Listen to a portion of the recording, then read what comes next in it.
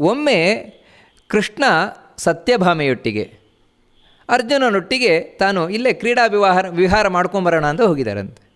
ಅರ್ಜುನನೊಟ್ಟಿಗೆ ಸುಭದ್ರೆಯು ಕೂಡ ಇದ್ದಾಳೆ. ಎಲ್ಲಿಗೆ ಅಂತೇಳಿದರೆ ಖಾಂಡವವನಕ್ಕೆ. ಅಂದರೆ ಆ ಇಂದ್ರಪ್ರಸ್ಥವೂ ಕೂಡ ದೊಡ್ಡ ಕಾಡಾಗಿತ್ತು, ಈಗ ಒಂದು ದೊಡ್ಡ ನಾಡಾಗಿದೆ. ಅದು ಅದರ ಹತ್ತಿರವೇ ಇದ್ದಂಥದ್ದು ಭಯಂಕರವಾದ ಕಾಡು, ಖಾಂಡವವನ ಅಂತ. ಆ ಖಾಂಡವವನದ ಒಂದು ವೈಶಿಷ್ಟ್ಯ ಏನಂದರೆ ಅಲ್ಲಿ ತುಂಬ ದುಷ್ಟಶಕ್ತಿಗಳಿದ್ವಂತೆ. ಅಲ್ಲಿ ಎಲ್ಲ ರಾಕ್ಷಸರು, ದಾನವರು, ದೈತ್ಯರು ಸುಮಾರು ಜನ ಅಲ್ಲಿ ವಾಸ ಮಾಡ್ತಾಯಿದ್ರಂತೆ. ವಿಶೇಷವಾಗಿ ಮಯ, ಈ ರಾವಣನ ಹೆಣ್ಣುಕೊಟ್ಟು ಮಾವ, ಅವನು ಮಯಾಸುರ, ಅವನಲ್ಲೇ ಇದ್ದ. ತಕ್ಷಕ ಅಲ್ಲೇ ವಾಸ ಮಾಡ್ತಾ ಇದ್ದ, ತನ್ನ ಕುಟುಂಬ ಸಹಿತವಾಗಿ ತಕ್ಷಕ ಅಲ್ಲೇ ವಾಸ ಮಾಡ್ತಾ ಇದ್ದ. ಅದರಿಂದಾಗಿಯೇ ಆ ಕಾಡಿಗೆ ಯಾರು ಏನೂ ಮಾಡಲಿಕ್ಕಾಗೋಲ್ಲ, ಯಾಕಂದರೆ ಇಂದ್ರ ಆ ಕಾಡನ್ನು ರಕ್ಷಣೆ ಮಾಡ್ತಾ ಇದ್ದ, ತನ್ನ ಸ್ನೇಹಿತ ತಕ್ಷಕ ಅಲ್ಲಿದ್ದಾನೆ ಅಂತ. ಒಮ್ಮೆ ಕೃಷ್ಣ ಅರ್ಜುನ ಇಬ್ಬರು ತಮ್ಮ ಪತ್ನಿಯರೊಂದಿಗೆ ಅಲ್ಲಿ ಬಂದು ವಿಹಾರವನ್ನು ಮಾಡ್ತಾ ಇದ್ದಾರಂತೆ. ವಿಹಾರ ಮಾಡ್ತಾ ಇರುವಂತಹ ಸಂದರ್ಭದಲ್ಲಿ ಒಬ್ಬ ಬ್ರಾಹ್ಮಣ ಬಂದಂತೆ. ಬ್ರಾಹ್ಮಣ ಬಂದು ಕೃಷ್ಣಾರ್ಜುನರ ಹತ್ರ ಇಬ್ಬರತ್ರನೂ ಕೇಳ್ತಾನೆ, ನನಗೆ ತುಂಬ ಹಸಿವಾಗಿದೆ, ನನಗೆ ಆಹಾರ ಕೊಡಬೇಕು ಅಂತ. ಅದಕ್ಕೆ ಕೃಷ್ಣನ ಆಜ್ಞೆಯಂತೆ ಅರ್ಜುನ ಕೇಳ್ತಾನೆ, ನಿನಗೇನು ಬೇಕಪ್ಪ ಅನ್ನ ಕೇಳು, ನಾನು ಕೊಡ್ತೇನೆ ಅಂತ. ಇಷ್ಟು ಹೇಳಿದ ಕೂಡಲೇ ಆ ಬ್ರಾಹ್ಮಣ ಹೇಳ್ತಾನೆ, ನಾನು ಅಗ್ನಿದೇವರನ್ನು ನಾನು ಅಂತ, ಅಗ್ನಿ ಬಂದಿದ್ದೇನೆ ಅಂತ. ಯಾಕಪ್ಪ ನಿನಗೇನಾಗಿದೆ ಅಂತ ಹೇಳಿದರೆ, ನನಗೆ ಅಜೀರ್ಣ ಆಗಿದೆ ಅಂತ ಹೇಳ್ತಾನೆ. ನೋಡಿ, ಅಗ್ನಿಗೆ ಅಜೀರ್ಣ ಅಂತ. ವಾಸ್ತವಿಕವಾಗಿ ನಮ್ಗೆ ಅಜೀರ್ಣ ಆಗಲಿಕ್ಕೆ ಕಾರಣ ಏನು ಅಂತ ಹೇಳಿದ್ರೆ ಅಗ್ನಿಮಾಂದ್ಯ. ನಮ್ಮೊಳಗೆ ಅಗ್ನಿ ಕಮ್ಮಿ ಆಗೋದು, ಅಗ್ನಿಗೆ ಅಗ್ನಿ ಕಮ್ಮಿ ಆಗಿದೆ, ಒಳಗೆ ಅಗ್ನಿಮಾಂದ್ಯ ಉಂಟಾಗಿದೆ, ನನಗೆ ಅಜೀರ್ಣ ಆಗಿದೆ. ಅದಕ್ಕಾಗಿ ಅದಕ್ಕೇನು ಮದ್ದು ಅಂತ ಹೇಳಿದರೆ, ಇಡೀ ಖಾಂಡವ ವನವನ್ನು ನಾನು ತಿನ್ನಬೇಕು. ಇಡೀ ಖಾಂಡವ ವನವನ್ನು ನಾನು ಯಾವಾಗ ತಿಂತೇನೆ ಆವಾಗ ನನಗೆ ಮತ್ತೆ ಜೀರ್ಣಶಕ್ತಿ ಬರ್ತದೆ ಅಂತ ಹೇಳ್ತಾನೆ. ಅಲ್ಲ, ನಿನಗೆ ಅಜೀರ್ಣ ಉಂಟಾಗಲಿಕ್ಕೆ ಏನು ಕಾರಣ ಅಂತ ಹೇಳಿದರೆ ಅದಕ್ಕೊಂದು ಕಥೆಯನ್ನು ಹೇಳ್ತಾನೆ. ಹಿಂದೆ ಸೂರ್ಯವಂಶದಲ್ಲಿ ಒಬ್ಬ ಶ್ವೇತಕಿ ಅಂತ ರಾಜ ಬಂದಿದ್ದ. ಆ ರಾಜ ತುಂಬ ಯಜ್ಞಯಾಗಾದಿಗಳನ್ನು ಮಾಡಿಸ್ತಾ ಇದ್ದಂತೆ. ಬ್ರಾಹ್ಮಣರನ್ನು ಕರೆದು ತುಂಬ ಯಜ್ಞಯಾಗಾದಿಗಳನ್ನು ಮಾಡಿಸ್ತಾ ಇದ್ದಂತೆ. ಅವನು ಸತ್ರಯಾಗ ಅನೇಕ ದಿನಗಳು ನಡೆಯುವಾಗ ಅದು ಹೇಗಂತ ಹೇಳಿದ್ರೆ, ಅವನು ಒಂದು ಯಾಗದ ಪ್ರಕ್ರಿಯೆ ಮುಗೀತು ಅಂತ ಹೇಳಿದ ಕೂಡಲೇ ಇನ್ನೊಂದು ಯಾಗ ಮಾಡಿಸೋದು, ಅದಾದ ಕೂಡಲೇ ಇನ್ನೊಂದು ಯಾಗ ಮಾಡಿಸೋದು. ಈ ರೀತಿ ಪುರೋಹಿತರಿಗೆ ಪುರುಸೊತ್ತೇ ಇಲ್ಲ. ಅದು ಎಲ್ರಿಗೂ ಬೇಕಾದಷ್ಟು ದಕ್ಷಿಣೆ ಕೊಡ್ತಾನೆ, ದಾನ ದಕ್ಷಿಣೆ ಬೇಕಾದಷ್ಟು ಕೊಡ್ತಾನೆ ಬ್ರಾಹ್ಮಣರಿಗೆ. ಯಜ್ಞಯಾಗಾದಿಗಳನ್ನು ಮಾಡಿಸ್ತಾನೆ. ಇವನು ಯಜ್ಞಯಾಗಾದಿಗಳನ್ನು ಮಾಡಿ ಮಾಡಿ ಮಾಡಿ ಕಡೆಗೆ ಬ್ರಾಹ್ಮಣರು ಏನಾಯಿತು ಅಂತ ಹೇಳಿದ್ರೆ, ಬ್ರಾಹ್ಮಣರ ಕಣ್ಣೆಲ್ಲ ಮಂಜಾಗ್ಲಿಕ್ಕೆ ಶುರುವಾಯಿತು. ಅಂದರೆ ಯಾಕಂದರೆ ಹೊಗೆ ಕುಡಿದು ಹೊಗೆ ಹೋಮದ ಎದುರು ಕೂತು ಆ ಹೊಗೆಯನ್ನು ಆ ಕಣ್ಣಿಗೆ ಕುಡಿದು ಕಣ್ಣೆಲ್ಲ ಅವರಿಗೆ ಬಹಳ ನೋವಾಗ್ಲಿಕ್ಕೆ ಶುರುವಾಯ್ತಂತೆ. ಅವ್ರು ಹೇಳಿದ್ರಂತೆ, ಇಲ್ಲಪ್ಪ ನಮಗೆ ಮಾಡ್ಲಿಕ್ಕೆ ಆಗೋಲ್ಲ ಇನ್ನು, ಯಾಕಂದೇಳಿ ನಮಗೆ ರೆಸ್ಟೇ ಇಲ್ಲ ಅಂದಾಗೋಗಿದೆ, ಪುರುಸೊತ್ತೇ ಇಲ್ಲ ಅಂದಾಗೋಗಿದೆ ಅಂಥೇಳಿ ಬ್ರಾಹ್ಮಣರೆಲ್ಲ ಹೊರಟೋದ್ರಂತೆ. ಇವನ ಯಜ್ಞವನ್ನೆಲ್ಲ ಮುಗಿಸಿ ಇವನು ಕೆಲವು ದಿನ ಆಯಿತು, ಮತ್ತೆ ಯಜ್ಞ ಮಾಡಬೇಕು ಅಂತ ಅವನಿಗೆ ಶುರುವಾಯಿತು. ಶ್ವೇತಕಿಗೆ ಮತ್ತೆ ಯಜ್ಞ ಮಾಡಬೇಕು ಅಂತ ಮತ್ತೆ ಹೋಗಿ ಬ್ರಾಹ್ಮಣರ ಹತ್ರ ಎಲ್ಲ ಕೇಳ್ತಾನೆ, ಸ್ವಾಮಿ ಮಾಡಬೇಕು ಅಂತ. ಇಲ್ಲ, ನಾವು ಮಾಡಲ್ಲ ಅಂತ ಹೇಳ್ತಾರೆ. ಯಾಕಂದರೆ ಈಗಲೇ ನಮಗೆ ಕಣ್ಣೆಲ್ಲ ಹೊಗೆ ಕುಡಿದು ಮಂಜಾಗಿದೆ, ಇನ್ನು ನಾವು ಮಾಡಲಿಕ್ಕೆ ಆಗೋಲ್ಲಪ್ಪ ನಿನ್ನ ಕೈಲಿ ಅಂತ. ಆದರೆ ಬಿಡಲಿಲ್ಲ ಅವನು ಪಾಪ ಶ್ವೇತಕಿ. ಅವನು ಆ ಬ್ರಾಹ್ಮಣರ ಸೇವೆ ಮಾಡಿದಂತೆ, ಬ್ರಾಹ್ಮಣರೇ ಬೇಕಾದಷ್ಟು ದಕ್ಷಿಣೆ ಕೊಟ್ಟನಂತೆ, ಅವ್ರಿಗೆ ಏನು ಕೇಳಿದ್ರೆ ಎಲ್ಲ ಕೊಟ್ಟು ಮತ್ತೆ ಅವ್ರ ಹತ್ರ ಕೇಳ್ಕೊಂಡಂತೆ, ಸ್ವಾಮಿ ನನ್ನ ಯಾಗ ಮಾಡಬೇಕು, ಮತ್ತೆ ನೀವು ಯಾಗ ಮಾಡಬೇಕು ಅಂತ. ಅವರೊಪ್ಪಲಿಲ್ಲ, ನಾವು ಮಾಡಲ್ಲಪ್ಪ, ಯಾಕಂತ ಹೇಳಿದ್ರೆ ನಿಮ್ಮ ಅರಮನೆಗೆ ಬಂದೆ ಅಂದರೆ ನಮಗೆ ಪುರುಸೊತ್ತೆ ಕೊಡೋಲ್ಲ ನೀನು ಅಂತ. ಪುರುಸೊತ್ತೆ ಇಲ್ಲ, ಈ ಯಾಗ ಆಯಿತು ಮತ್ತೊಂದು ಯಾಗ ಆಯಿತು ಈ ರೀತಿ ನಮಗೆ ಪುರುಸೊತ್ತೆ ಕೊಡೋಲ್ಲ, ಅದಕ್ಕೆ ನಾವು ಬರೋಲ್ಲ ಅಂತ. ಅದಕ್ಕೆ ಅವನು ಹೇಳ್ತಾನೆ, ನೋಡಿ ಆ ರೀತಿ ನೀವು ನನ್ನನ್ನು ಬಿಡಬಾರ್ದು. ನಾನು ಏನಾದರೂ ತಪ್ಪು ಮಾಡಿದ್ದೇನಾ? ತಪ್ಪು ಮಾಡಿದರೆ ನನ್ನನ್ನು ಬಿಡೋದು ಒಳ್ಳೆಯದು. ನೀವು, ನಾನು ಏನೂ ತಪ್ಪು ಮಾಡಿಲ್ಲ, ಅದರಿಂದಾಗಿ ನಾನು ನಿಮಗೆ ಅದು ಅಷ್ಟಲ್ಲದೆ ನಿಮ್ಮನ್ನು ಒಲಿಸಿಕೊಳ್ಳಿಕ್ಕೆ ನಿಮಗೆ ಬೇಕಾದಷ್ಟು ಕೊಟ್ಟಿದ್ದೇನೆ ನಿಮಗೆ, ನಾನು ಏನೂ ತಪ್ಪು ಮಾಡಿಲ್ಲ, ಮತ್ತು ಯಾಕೆ ನೀವು ಬರ್ತಾ ಇಲ್ಲ? ಅದಕ್ಕೆ ಆ ಬ್ರಾಹ್ಮಣರಿಗೆ ಕೋಪ ಬಂತು ಹೇಳಿದ್ರಂತೆ, ನೋಡು ನಿನಗೆ ಅಷ್ಟು ಮಾಡಿಸ್ಬೇಕಲ್ಲ, ಯಜ್ಞ ಯಾಗ ಮಾಡಿಸ್ಬೇಕು ಅಂತಿದ್ರೆ ಹೋಗಿ ಶಿವನ ಹತ್ರ ಕೇಳಿ ಹೋಗು ಅಂತ. ಆಯಿತು ಅಂತ ಇವನು ಶಿವನ ಹತ್ರನೇ ಹೋಗ್ತಾನೆ, ಕೇಳ್ತೇನೆ ಅಂತ ಹೊರಟೇ ಬಿಟ್ಟೆ. ಇವನು ಹೋಗಿ ಕೈಲಾಸ ಪರ್ವತಕ್ಕೆ ಹೋಗಿ 1 ವರ್ಷಗಳ ಕಾಲ ತಪಸ್ಸು ಮಾಡಿದ್ದಾನೆ ಪಾಪ ಶ್ವೇತಕಿ. 1 ವರ್ಷ ಕಠಿಣ ತಪಸ್ಸು ಮಾಡಿದ್ದಾನಂತೆ. ಆ ತಪಸ್ಸಿಗೆ ಶಿವ ಮೆಚ್ಚಿದ್ನಂತೆ. ಶಿವನ ಹತ್ರನೇ ತಿವಿದಿದೆ ಬೇಡಿಕೆ, ನಾನು ಯಜ್ಞ ಯಾಗಾದಿಗಳನ್ನು ಮಾಡಬೇಕು, ನೀನು ಮಾಡಿಸ್ಬೇಕು ಅಂತ ಶಿವನ ಹತ್ರ. ಅದಕ್ಕೆ ಶಿವ ಹೇಳ್ತಾನೆ, ನೋಡು ನಾನು ಮಾಡಿಸ್ತೇನೆ, ಅದಕ್ಕೆ ಬೇಕಾದ ಏರ್ಪಾಟು ಮಾಡ್ತೇನೆ, ಆದರೆ ಅದಕ್ಕೊಂದು ಕೆಲಸ ಮಾಡಬೇಕು ನೀನು. ಏನು ಅಂದರೆ 12 ವರ್ಷಗಳ ಕಾಲ ಬ್ರಹ್ಮಚರ್ಯದಲ್ಲಿದ್ದು ನಿರಂತರ ತುಪ್ಪದ ಧಾರೆಯನ್ನು ನೀನು ಹರಿಸಬೇಕು ಅಂತ. ಎಲ್ಲಿ? ಹೋಮದಲ್ಲಿ ಅಗ್ನಿಗೆ. ಅಂದರೆ 12 ವರ್ಷಗಳ ಕಾಲ ನಿರಂತರ ಯಜ್ಞವನ್ನು ಮಾಡಿ ಆ ತುಪ್ಪದ ಧಾರೆ ನಿಲ್ಲಿಕ್ಕಿಲ್ಲ. ತುಪ್ಪ ಸುರಿತಾನೇ ಇರಬೇಕು, ಸುರಿತಾನೇ ಇರಬೇಕು, ಸುರಿತಾನೇ ಇರಬೇಕು. ಆ ರೀತಿ 12 ವರ್ಷಗಳ ಕಾಲ ನೀನು ಮಾಡಿದೆ ಅಂತ ಹೇಳಿದ್ರೆ ಆಮೇಲೆ ನನ್ನ ಹತ್ರ ಬಾ, ಆಮೇಲೆ ನಿನಗೆ ಬೇಕಾದ ವ್ಯವಸ್ಥೆ ಮಾಡ್ತೇನೆ ಅಂತ ಹೇಳಿ ಆಯಿತು ಅಂತ ಶ್ವೇತಕ್ಕೆ ಹಾಗೆಯೇ ತಾನು ಯಜ್ಞಕುಂಡದಲ್ಲಿ ಅಗ್ನಿಯನ್ನು ಪ್ರತಿಷ್ಠೆ ಮಾಡಿ ನಂತರ ವಸುಧಾರ ಅಂತ ಇದು ತುಪ್ಪದ ಧಾರೆ, ಘೃತಧಾರೆ, ಅದನ್ನು 12 ವರ್ಷಗಳ ಕಾಲ ನಿರಂತರವಾಗಿ ಕೊಟ್ಟಿದ್ದಾನಂತೆ ಅಗ್ನಿಗೆ. 12 ವರ್ಷಗಳ ಕಾಲ ಆಹಾರ ಕೊಟ್ಟಿದ್ದಾನಂತೆ. ಅಗ್ನಿ ತಿಂದು ತಿಂದು ಅಜೀರ್ಣ 12 ವರ್ಷ ನಿರಂತರವಾಗಿ ಈ ರೀತಿ ತುಪ್ಪ ತಿಂದರೆ ಏನಾಗಬೇಕು ಅವನಿಗೆ? 12 ವರ್ಷಗಳ ಕಾಲ ಇವನು ಈ ರೀತಿ ಘೃತದ ಧಾರೆ ಹರಿಸಿದ. ಆಮೇಲೆ ಶಿವನ ಹತ್ರ ಬಂದ.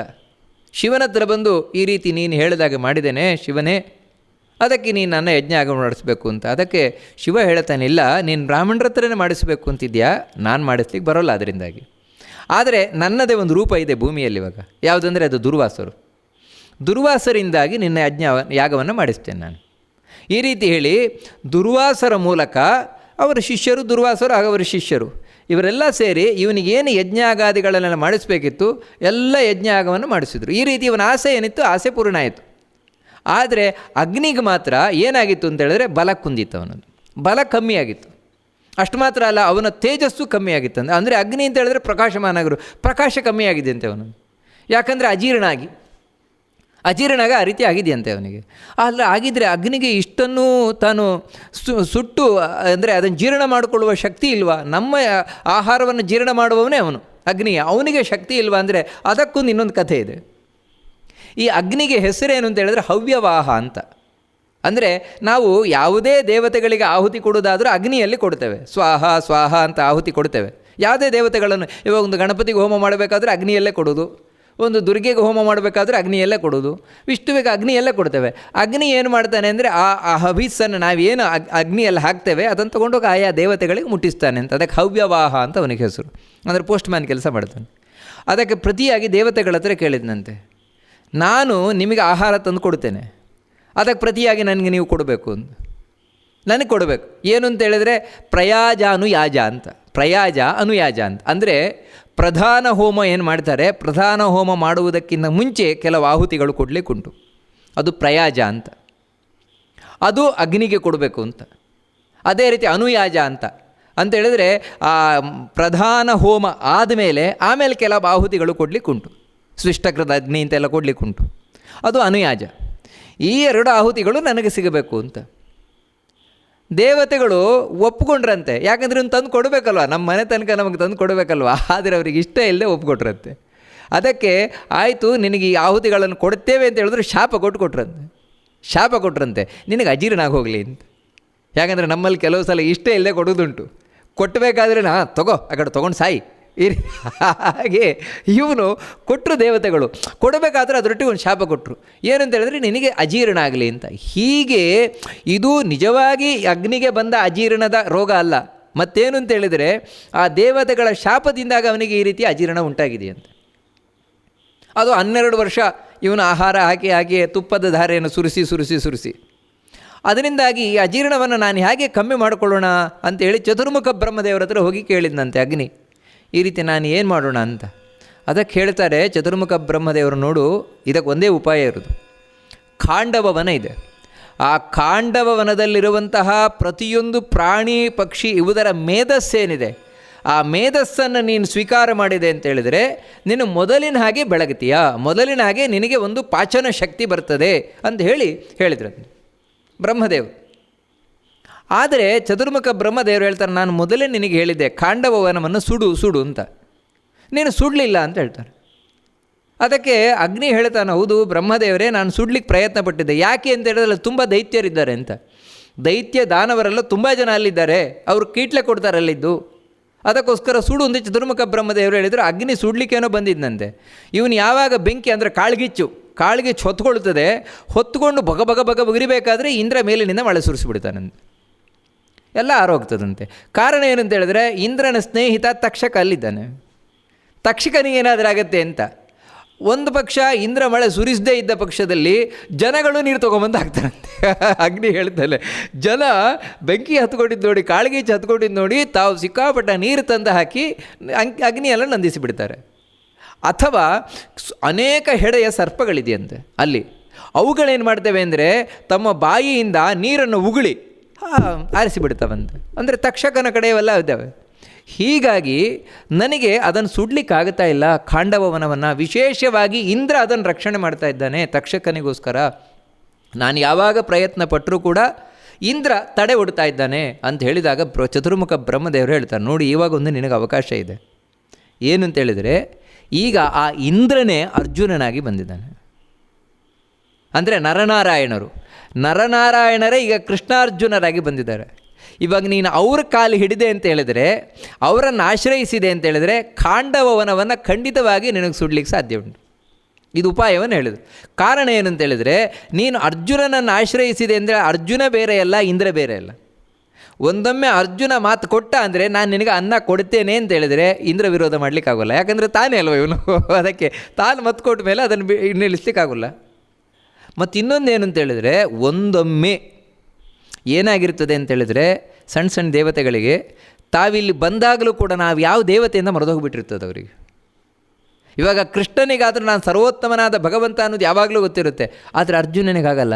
ಅರ್ಜುನನಿಗೆ ನಾನು ಇಂದ್ರನ ಅವತಾರ ಅಂತ ಹೇಳೋದು ಗೊತ್ತಿರೋಲ್ಲ ಅವನಿಗೆ. ಇಲ್ಲಿಗೆ ಬಂದಾಗ ಇಂದ್ರನಿಗೆ ಗೊತ್ತಿದೆ ನಾನೇ ಇದು ಅಂತ, ಅರ್ಜುನ ನಾನೇ ಅಂತ, ಆದರೆ ಅರ್ಜುನನಿಗೆ ಗೊತ್ತಿಲ್ಲ.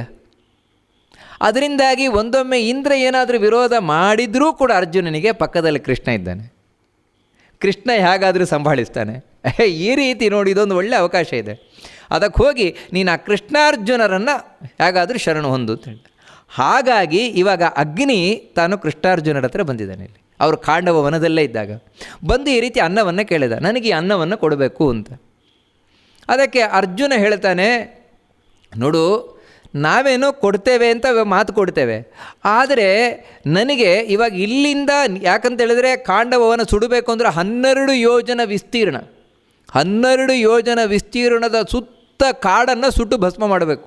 ಎಷ್ಟರ ಮಟ್ಟಿಗೆ ಹೇಳ್ತಾನೆ ಅಂತ ಹೇಳಿದ್ರೆ, ಒಂದು ಪಕ್ಷಿಯೂ ಕೂಡ ಹಾರ್ಕೊಂಡು ಹೋಗ್ಲಿಕ್ಕಿಲ್ವಂತೆ. ಒಂದು ಪಕ್ಷಿ ಆಗಲಿ ಒಂದು ಪ್ರಾಣಿ ಆಗಲಿ ಯಾವುದೂ ತಪ್ಪಿಸ್ಕೊಂಡು ಹೋಗಬಾರ್ದು, ಎಲ್ಲವನ್ನೂ ನಾನು ನುಂಗಬೇಕು. ಆ ರೀತಿ ಆಗಬೇಕು ಅಂತ ಹೇಳಿದ್ರೆ ಅದಕ್ಕೆ ಅರ್ಜುನ ಹೇಳ್ತಾನೆ, ನೋಡಪ್ಪ ನನ್ನ ಹತ್ರ ಅದಕ್ಕೆ ಬೇಕಾದ ಧನುಸ್ಸಿಲ್ಲ ಅಗ್ನಿದೇವ, ಅಂಥ ಧನುಸ್ಸಾಗಲಿ ಅಂಥ ರಥ ಆಗಲಿ ನನ್ನ ಹತ್ರ ಇಲ್ಲ. ಯಾಕಂತ ಹೇಳಿದ್ರೆ ಆ ರಥದಲ್ಲಿ ಎಲ್ಲಿಂದ ಪ್ರಾಣಿಗಳು ಹೋಗ್ಲಿಕ್ಕೂ ಕೂಡಲೇ ಅಲ್ಲಿ ಹೋಗಿ ಅವುಗಳನ್ನು ನಾನು ಒಳಗೆ ಕಳಿಸ್ಬೇಕು ಅಥವಾ ನಾಶ ಮಾಡಬೇಕು.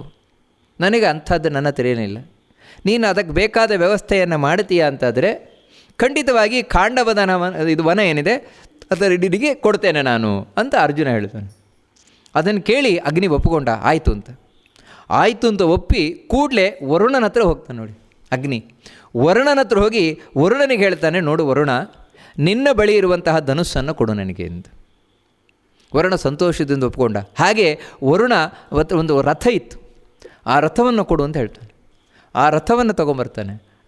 ವರುಣನಿಂದ ರಥವನ್ನು, ಧನುಸ್ಸನ್ನು, ಬತ್ತಳಿಕೆಯನ್ನು ಇದನ್ನೆಲ್ಲ ತೊಗೊಂಬರ್ತಾನೆ. ತೊಗೊಂಬಂದು ಅರ್ಜುನನಿಗೆ ಕೊಡ್ತಾನೆ. ಆ ಧನುಸ್ಸೇ ಗಾಂಡೀವ ಧನುಸ್ಸು. ಇದರ ವೈಶಿಷ್ಟ್ಯ ಏನು ಅಂತೇಳಿದರೆ, ನಿಜವಾಗಲೂ ಕೂಡ ಈ ಗಾಂಡೀವ ಧನುಸ್ಸು ಚತುರ್ಮುಖ ಬ್ರಹ್ಮದೇವರ ಕೈಯಲ್ಲಿರುವ ಧನುಸ್ಸದು. ಮುಂದೆ ಚತುರ್ಮುಖ ಬ್ರಹ್ಮದೇವರು ಸೃಷ್ಟಿಯನ್ನು ಮಾತ್ರ ಮಾಡುವುದಲ್ಲ, ಕಡೆಗೆ ಸಂಹಾರ ಮಾಡುವುದು ಚತುರ್ಮುಖ ಬ್ರಹ್ಮದೇವರು. ಶಿವ ಒಂದು ಹಂತದಲ್ಲಿ ಸಂಹಾರ ಮಾಡ್ತಾನೆ, ಸಂಹಾರಕನಾಗ್ತಾನೆ. ಆದರೆ ನಂತರದ ಹಂತದಲ್ಲಿ ಸಂಹಾರ ಮಾಡುವನಾನು ಅಂದರೆ ಚತುರ್ಮುಖ ಬ್ರಹ್ಮ, ಕಡೆಗೆ ಸಂಹಾರ ಮಾಡುವನಾನು ಅಂದರೆ ವಿಷ್ಣು. ಇದೆಲ್ಲ ಪುರಾಣಗಳಲ್ಲಿ ಹೇಳಿರುವಂಥದ್ದು. ಆ ಸಂಹಾರಕ್ಕೋಸ್ಕರ ಬಳಸುವ ಧನುಸ್ಸಿದಂತೆ ಈ ಗಾಂಡೀವ ಧನುಸ್ಸಂತೆ. ಇದೇ ಗಾಂಡೀವ ಧನುಸ್ಸಿದ ಒಂದು ಅಂಶ ಶಿವನ ಹತ್ರ ಇದೆಯಂತೆ, ಮತ್ತೊಂದು ಅಂಶ ಇಂದ್ರನ ಹತ್ರ ಇದೆಯಂತೆ. ಈ ಗಾಂಡೀವ ಧನುಸ್ಸಿರಂತೆ ಮತ್ತೇನು ಅಂದರೆ ಸಾಮಾನ್ಯರಿಗೆ ಎತ್ತಲಿಕ್ಕೂ ಆಗಲ್ವಂತೆ ಆ ಧನುಸ್ಸನ್ನು. ಅಷ್ಟು ಭಾರವಾದ ಧನುಸ್ಸಂತೆ ಅದು, ಎತ್ತಲಿಕ್ಕೆ ಆಗೋಲ್ಲ ಅದನ್ನು. ಮತ್ತು ಯಾರಾದರೂ ಎತ್ತುತ್ತಾರೆ ಅಂತ ಹೇಳಿದ್ರೆ ಅದಕ್ಕೆ ಚತುರ್ಮುಖ ಬ್ರಹ್ಮನ ವರ ಇರಬೇಕು. ವರ ಇದ್ದರೆ ಮಾತ್ರ ಗಾಂಡೀವ ಧನುಸ್ಸನ್ನು ಎತ್ತಲಿಕ್ಕಾಗತ್ತಂತೆ. ಅಂಥ ಧನುಸ್ಸು ಸರ್ವಶಸ್ತ್ರೇರನಾಧೃಶ್ಯಂ, ಯಾವ ಶಸ್ತ್ರದಿಂದಲೂ ಕೂಡ ಇದನ್ನು ಮುರಿಲಿಕ್ಕಾಗಲ್ವಂತೆ. ನೋಡಿ ಈ ಗಾಂಡೀವ ಧನುಸ್ಸು ಎಂಥದ್ದು ಅಂತ ಹೇಳಿದರೆ ಏನು ಮಾಡಿದರೆ ಇದನ್ನು ಮುರಿಲಿಕ್ಕಾಗಲ್ವಂತೆ. ಅಂಥ ಧನುಸ್ಸಂತೆ ಅದು ಗಾಂಡೀವ ಧನುಸ್ಸು. ಸರ್ವಶಸ್ತ್ರ ಪ್ರಮಾಥಿನಂ, ಆದರೆ ಈ ಗಾಂಡೀವ ಧನುಸ್ಸು ಮಾತ್ರ ಎಂಥ ಶಸ್ತ್ರವನ್ನು ಮುರಿದು ಹಾಕ್ತದಂತೆ. ಇದಕ್ಕೆ ಅಸಾಧ್ಯ ಅಂತ ಯಾವುದಿಲ್ವಂತೆ. ಅಂಥ ಅಂದರೆ ಇದರಿಂದ ಬಿಡುವ ಬಾಣ ಏನಿದೆ ಏನನ್ನು ಬೇಕಾದರೂ ತುಂಡು ಮಾಡ್ತದಂತ ಆ ಸಾಮರ್ಥ್ಯ ಇದೆ ಅಂತ ಈ ಗಾಂಡೀವ ಧನುಸ್ಸಿಗೆ. ಸರ್ವಾಯುಧ ಮನ ಮಹಾಮಾತ್ರಂ, ಎಲ್ಲ ಆಯುಧಗಳಿಗಿಂತಲೂ ಕೂಡ ಶ್ರೇಷ್ಠವಾದ ಆಯುಧ ಇದು.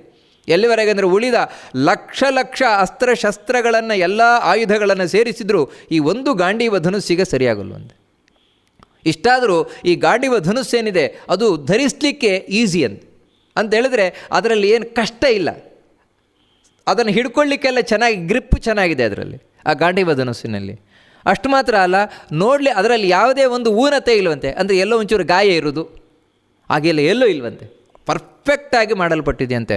ಅದರ ಹಗ್ಗ ಏನಿದೆ, ಅದರ ಹಗ್ಗ ಮಿಂಚಿನಾಗಿ ಮಿಂಚುತ್ತಾ ಇರ್ತದಂತೆ. ಅದು ಆ ಗಾಂಡೀವ ಧನುಸ್ಸಿನ ಹಗ್ಗ. ಅಷ್ಟು ಮಾತ್ರ ಅಲ್ಲ, ಅದನ್ನು ಕಟ್ಟಿದರೆ ಉಂಟಲ್ವ, ಕಟ್ಟಿದರೆ ಅದು ಅಭೇದ್ಯ ಅಂತೆ, ಅದು ತುಂಡು ಮಾಡಲಿಕ್ಕಾಗಲ್ವಂತೆ. ಎಷ್ಟರ ಮಟ್ಟಿಗೆ ಅಂದರೆ ಯಾರಾದರೂ ಒಂದೊಮ್ಮೆ ತುಂಡು ಮಾಡಿದರು ಅಂತ ಹೇಳಿದರೆ ಆ ಗಾಂಡೀವ ಧನುಸ್ಸನ್ನು ಕೂಡಲೇ ಇನ್ನೊಂದು ಹಗ್ಗ ರೆಡಿಯಾಗಿರ್ತದಂತೆ. ಉಳಿದ ಧನುಸ್ಸುಗಳಲ್ಲಿ ಹೇಗಂತ ಹೇಳಿದರೆ ಹಗ್ಗ ತುಂಡು ಮಾಡಿದರೆ ಹೋಯಿತು, ಆ ಧನುಸ್ಸಿನ ಕತೆ ಮುರಿದು. ಇಲ್ಲ, ಹಾಗಲ್ಲ, ಒಂದು ಹಗ್ಗ ಮುರಿತು ಅಂತ ಹೇಳಿದ್ರೆ ಇನ್ನೊಂದು ಹಗ್ಗ ರೆಡಿಯಾಗಿ ಅಲ್ಲಿ ಜಾಯಿಂಟ್ ಆಗಿರ್ತದಂತೆ. ಈ ರೀತಿ ಅಭೇದ್ಯವಾದಂತಹ ಧನುಸ್ಸಿದು ಈ ಗಾಂಡೀವ ಧನುಸ್ಸು.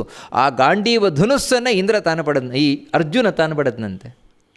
ಅಷ್ಟು ಮಾತ್ರ ಅಲ್ಲ, ಅಕ್ಷಯವಾದ ಬತ್ತಳಿಕೆಯನ್ನು ಕೊಟ್ಟನಂತೆ ಅಗ್ನಿ. ಅಂದರೆ ಆ ಬತ್ತಳಿಕೆಯಲ್ಲಿ ಬಾಳ ಖಾಲಿ ಆಗೋದು ಅಂತಿಲ್ಲ, ಅಂತಹ ಬತ್ತಳಿಕೆಯನ್ನು ಕೊಟ್ಟನಂತೆ. ಅಷ್ಟು ಮಾತ್ರ ಅಲ್ಲ, ದೇವಗಂಧರ್ವ ಋಷಿಭಿ ಪೂಜಿತಂ ಶಾಶ್ವತೀ ಸಮಾಹ ರಥಂಚ ದಿವ್ಯಾಸ್ತ್ರಯುಜಂ ಕಪಿಪ್ರವರ ಲಕ್ಷಣಂ. ದಿವ್ಯವಾದ ರಥವನ್ನು ಕೊಟ್ಟನಂತೆ ಅಗ್ನಿ. ಏನು ಆ ರಥದ ವೈಶಿಷ್ಟ್ಯ ಅಂತ ಹೇಳಿದ್ರೆ, ಆ ರಥದ ಧ್ವಜದಲ್ಲಿರುವವನೇ ಹನುಮಂತ ಅಂತೆ. ಹನುಮಂತನ ಧ್ವಜದಿಂದ ಕೂಡಿರುವಂಥದ್ದಂತೆ. ಇದು ಯಾವ ರಥ ಅಂತ ಹೇಳಿದರೆ, ಇದು ರಾಮನ ರಥ. ಹಿಂದೆ ರಾವಣನೊಟ್ಟಿಗೆ ಯುದ್ಧವನ್ನು ಮಾಡಬೇಕಾದರೆ ಇಂದ್ರ ತಾನು ಕಳಿಸಿಕೊಟ್ಟಿದ್ದ ರಾಮನಿಗೊಂದು ರಥವನ್ನು. ಯಾಕಂತ ಹೇಳಿದರೆ ರಾಮ ನೆಲದ ಮೇಲೆ ನಿಂತು ಯುದ್ಧ ಮಾಡ್ತಾ ಇದ್ದ, ರಾವಣ ರಥದಲ್ಲಿ ಕೂತು ಯುದ್ಧ ಮಾಡ್ತಾ ಇದ್ದಾನೆ. ನನ್ನ ಸ್ವಾಮಿ ನೆಲದಲ್ಲಿ ನಿಂತು ಯುದ್ಧ ಮಾಡೋದ ಈ ಪಾಪಿಯೊಟ್ಟಿಗೆ ಅಂಥೇಳಿ ಇಂದ್ರ ತಾನು ಹೊಸತಾದ ರಥವನ್ನು ನಿರ್ಮಾಣ ಮಾಡಿ ಮಾತಲಿ ತನ್ನ ಸಾರಥಿಯನ್ನು ಕೂರಿಸಿ ಕಳಿಸಿಕೊಟ್ಟಿದ್ದ. ರಾಮಚಂದ್ರ ಆ ರಥವನ್ನು ಏರಿದ ಕೂಡಲೇ ಧ್ವಜದಲ್ಲಿ ಹನುಮಂತ ಹೋಗಿ ಕೂತ್ಕೊಂಡಿದ್ದಾನೆ.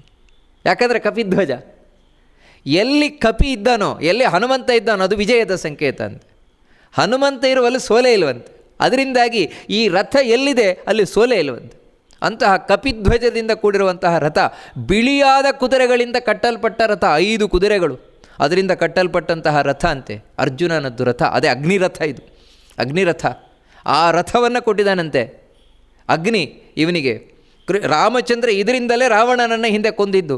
ನಂತರ ಈ ರಥವನ್ನು ವರುಣ ತಾನು ಚಂದ್ರ ಉಪಯೋಗ ಮಾಡಿದ್ದಾನಂತೆ. ದೈತ್ಯರ ವಿರುದ್ಧ ಹೋರಾಟ ಮಾಡಲಿಕ್ಕೆ ಚಂದ್ರ ಈ ರಥವನ್ನು ಉಪಯೋಗ ಮಾಡಿದ್ದಂತೆ. ಆ ರಥದಲ್ಲಿ ಈಗ ಅರ್ಜುನ ತಾನು ಕೂತಿದ್ದಾನಂತೆ. ಈ ರಥದ್ದೇ ಸಾರಥ್ಯವನ್ನು ಮಾಡಿದ್ದು ಕೃಷ್ಣ. ಹಿಂದೆ ರಾಮಾವತಾರದಲ್ಲಿ ಯುದ್ಧ ಮಾಡಿದ್ದ, ಈಗ ಆ ರಥದಲ್ಲಿ ಕೂತು ಮುಂದೆ ಸಾರಥ್ಯವನ್ನು ಮಾಡ್ತಾನೆ, ಇದೇ ಕೃಷ್ಣ. ಇಷ್ಟು ಮಾತ್ರ ಅಲ್ಲ, ಇನ್ನೂ ಹೇಳ್ತಾರೆ ಇದರ ವೈಶಿಷ್ಟ್ಯ ಏನು ಅಂತ ಹೇಳಿದರೆ, ತಸ್ಯಾಂ ತು ವಾನರೋ ದಿವ್ಯ ಸಿಂಹಲಾಂಗೂಲಲಕ್ಷಣ ಭೀಮೋ ನನರ್ಧ ತತ್ರಸ್ಥೋ ಸಂಸ್ಥಿತೋ ಮೂರ್ಧ್ನಶೋಭತ.